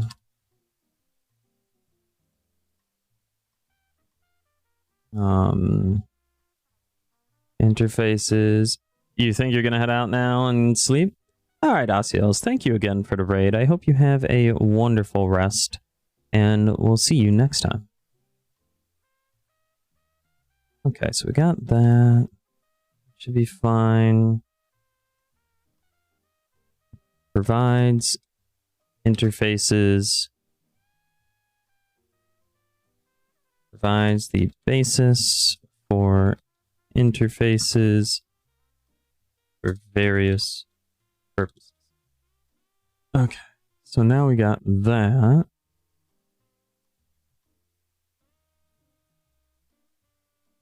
Okay, now we create the repository. And then here we'll do Visual Studio, license template, MIT. We'll add a README. We'll publish this out to the Elmenden. That interfaces a collection of the interfaces used by various applications in the Elmenden. We'll make it a public repository. God damn it.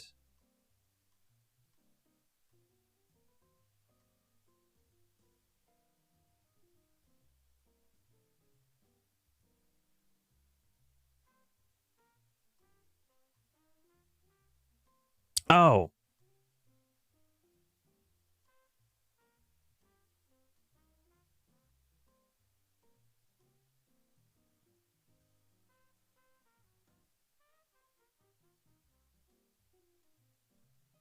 Hmm.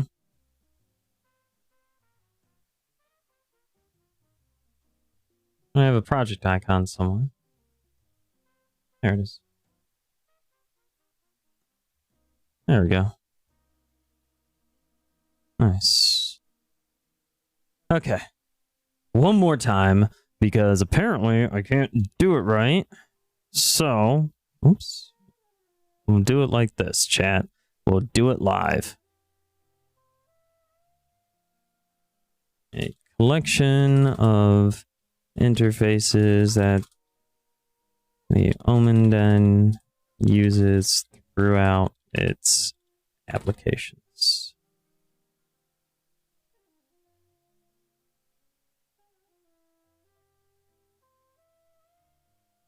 Yeah. Say.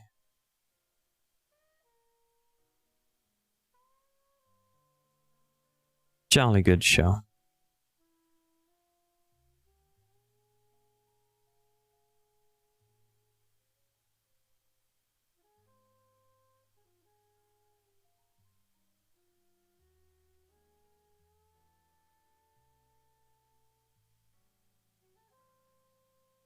Okay. Now we'll come over here. Yeoman dot shared. We install this every time.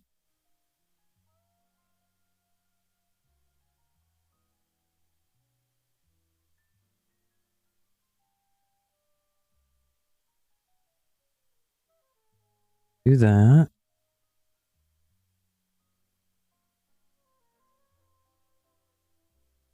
Clean. Okay. Properties.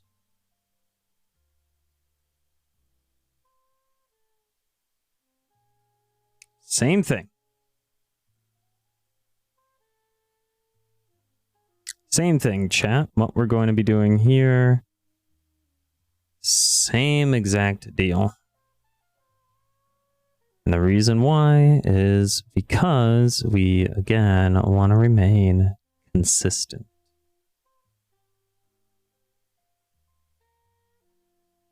Logging, services.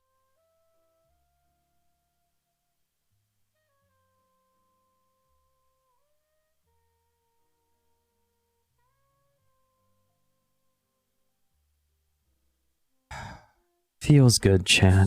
Feels good, let me tell you.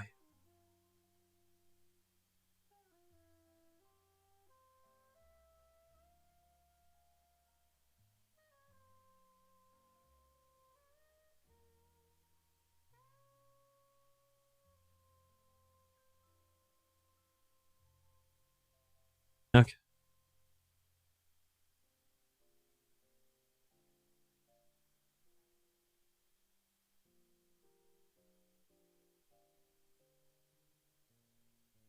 Okay. A collection of implementations. Oh, no, wait.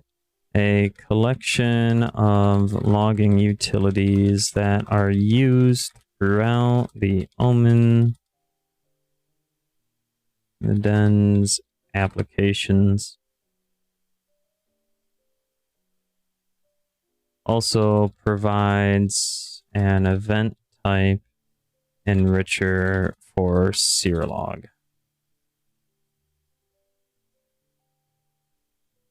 Two files, add that. Get logging. C#, .NET, .NET's core. Extensions, templates, release notes, split off from the main omen.shared package. Package license. MIT. We always require people to agree to the license. Because people don't read. Even when they're developers. And you know, we don't want that.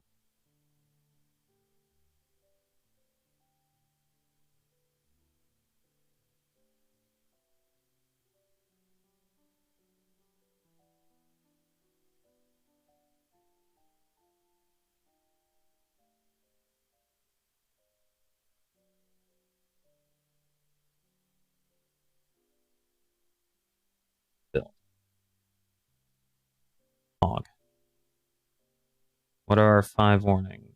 Cannot convert null literal.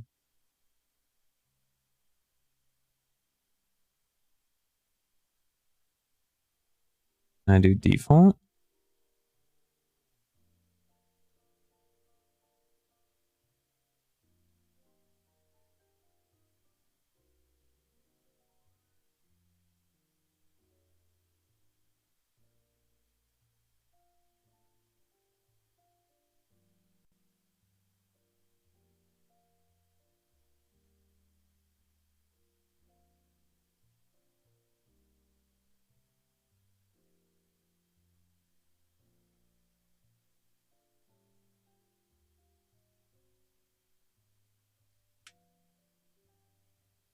Okay.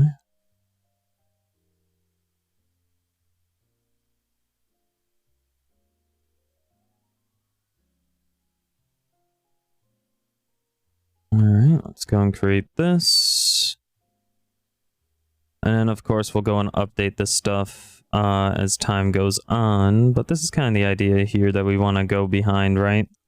Is we want to make sure everything here is streamlined.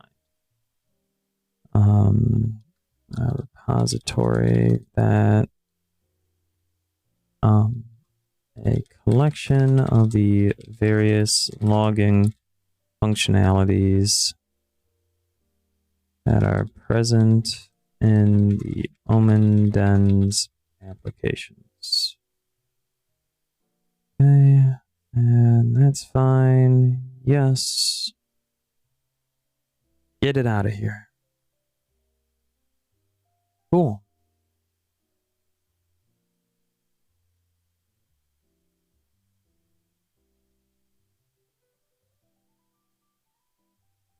Okay. Interfaces, we've made the commit. Cool.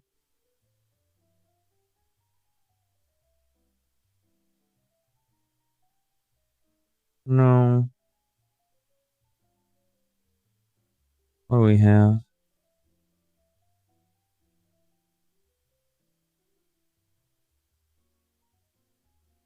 Right. And this will be the last ad break of the night. And then that shared.models.iEntity key.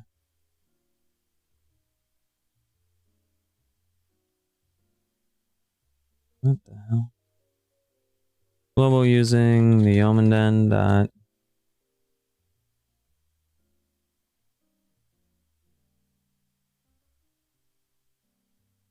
What?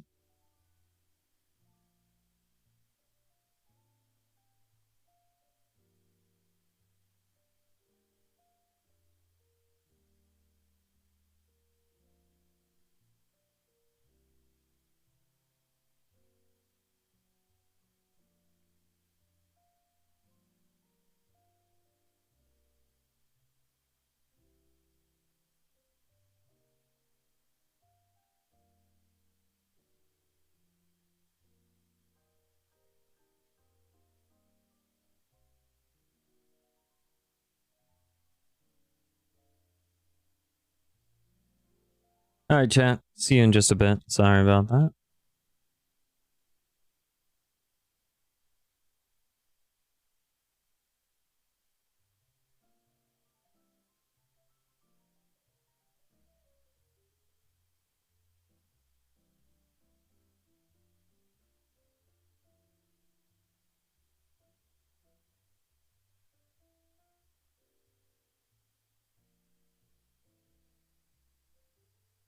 So, all I'm going to be doing now, probably until the end of the night, is we're just going to be essentially doing this, you know?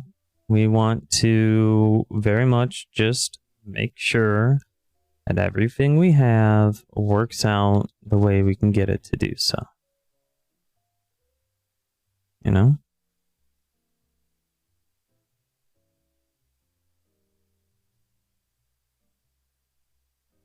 Alright, well.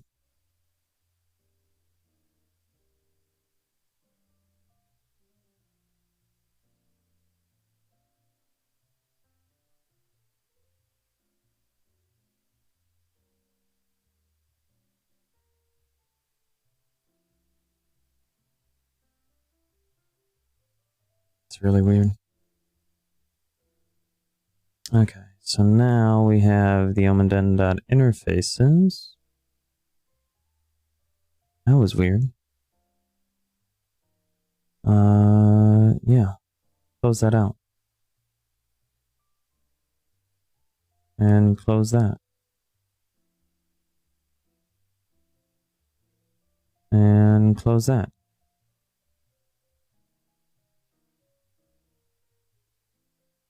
Okay.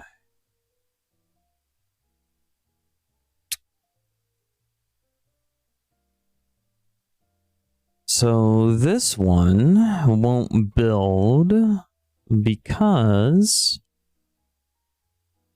it depends on that. And we don't have that set up as a NuGet package yet, but that should be done relatively soon.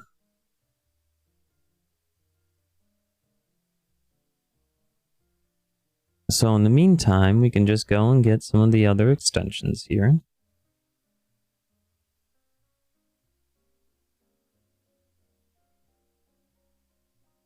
Okay.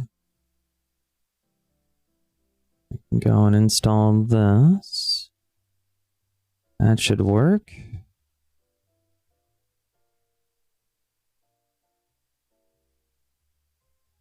Yep.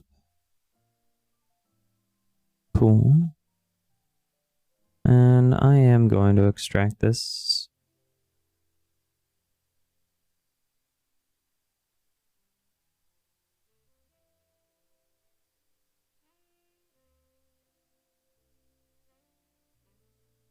Well, that's what we're gonna do there.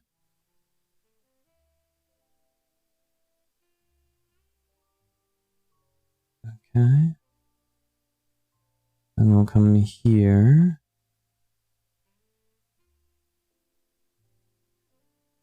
Link async. Now, with that,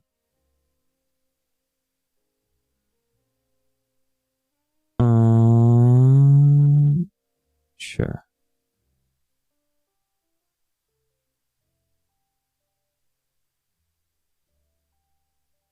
There we go.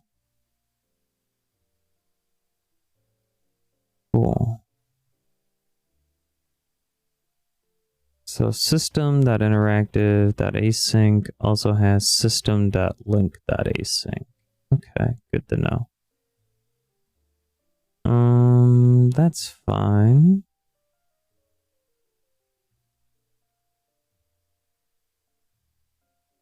Well, we'll keep it like that. That'll work. Basically, all I care about is making sure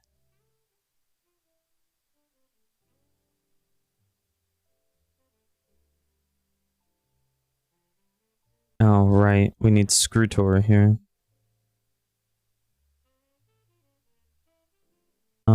Manage NuGet packages. Screwtor.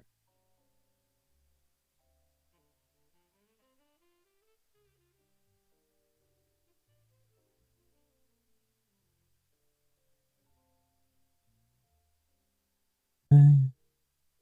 And the rest of these should be dependent on the Omenden shared project, or the Omenden interfaces project. So that's fine with me. The next thing that we want to do Come up here.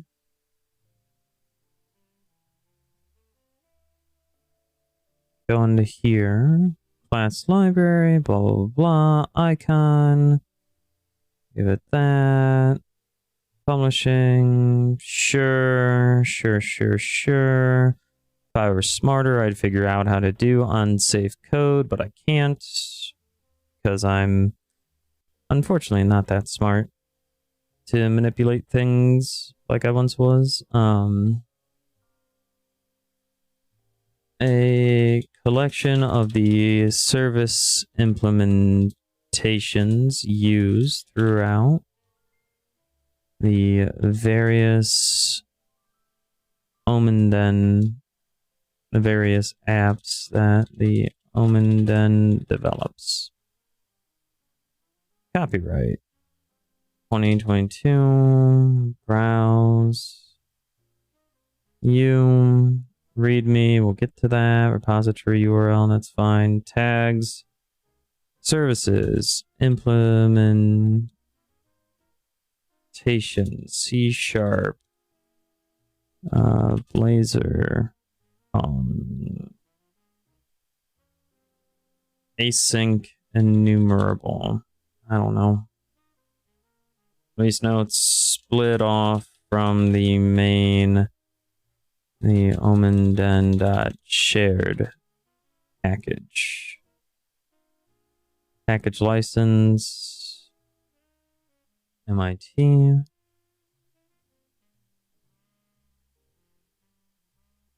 Authors.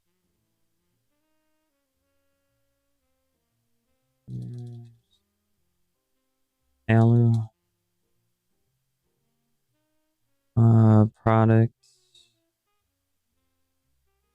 And then shared services. Company. The Omenden LLC. Okay, cool. So that should work out there. Create a Git repo, understanding that this doesn't work.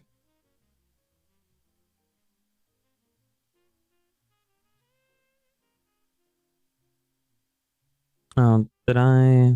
Hold on. Before we do that. There we go. I like setting this stuff up ASAP because then I won't forget to do it later. That's the only reason why I say, you know, all this. Let's see here. The Omenden.shared services, a collection of services developed by the Omenden. Make this a public repository. Visual Studio will be our default git ignore. We'll add a README. Our license template will be MIT. Perfect. Publish the code on GitHub. Create and push. Yes. Excellent. Okay. So first, a little bit of a flex. Hey, yo, we're at 439 downloads. That's pretty sick, if you ask me. I'm a big fan of that. I wonder how many else we're at. 23 downloads for this one, too. Nice. Love that. That's really cool. Well, hopefully we can actually go and get more downloads. But on top of that, we can actually go and release our remaining packages here. We'll go and do that, of course, but we'll have to go and do that over the next couple days. I'm pretty tired. It is 4:15 a.m. for me. So we're just going to go and wrap up some stuff here on Git, and then we're going to get out of here. But as you can see, services, interfaces, logging, pretty close to what we have down in here where we want to be, right? Logging, services, interfaces. Eventually we'll get tests and the event store out of there. And once those are refined, we'll be able to essentially have a really solid basis for developing the rest of our applications. So this has been quite awesome. And again, well, I guess it didn't want to come over anyway. That's fine. But anyway, we'll keep pushing. That's kind of the whole goal, you know? That's kind of the whole point here, is this development is continuous. And as you saw, like what we did tonight, where we went and split off projects based off of concerns, now we're going to deal with the consequences of that as we go and push the remaining projects here. I don't know what other people were using, so that's why we warned them that, hey, on this version update, there is going to be a lot of breaking changes, but that's because we move things out for a better separation of concerns, less dependencies overall, which should help them work with a more modular approach, right? So that's kind of the idea here, is that we want to make our modularity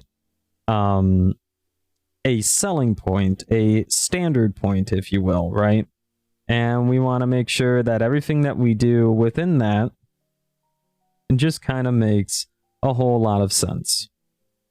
So with that in mind, I think what we're going to do is, because I'm so tired, we might go... Let's see, let's go and raid somebody new that we haven't raided before. Why don't we go and raid Meeps Kitten? I don't think I've ever raided them before, and I've never checked them out, but they're a VTuber. So let's go and raid Meeps Kitten. And before we go on the raid, a couple of things. I want to remind you that you can use my link or go to hellofresh.com and use code POGSE13778 for 16 free meals across 7 boxes and 3 surprise gifts. I highly recommend you go and check them out. HelloFresh is a very convenient service. I've used them a lot in the past, and I still use them. And I've showed some recipe cards, but this stream was sponsored by them, so I highly recommend you go and check them out. Anyway, Meeps Kitten is developing a Twitch integrated jam and a Twitch integrated game. So we'll go and check them out, see what they're up to, and then, yeah, I should be back hopefully later today, but if not, definitely on Wednesday. But anyway, it's been a great time coding with you all, and of course, our raid message is the Comfy Call raid with any sort of love, comfort, or pride emotes that you might have behind you, because we want to spread love, comfort, and pride wherever we go and wherever we spread our wings. Anyway, see you later tonight. Have a wonderful night, and from the Omen Den, I'll see you next time.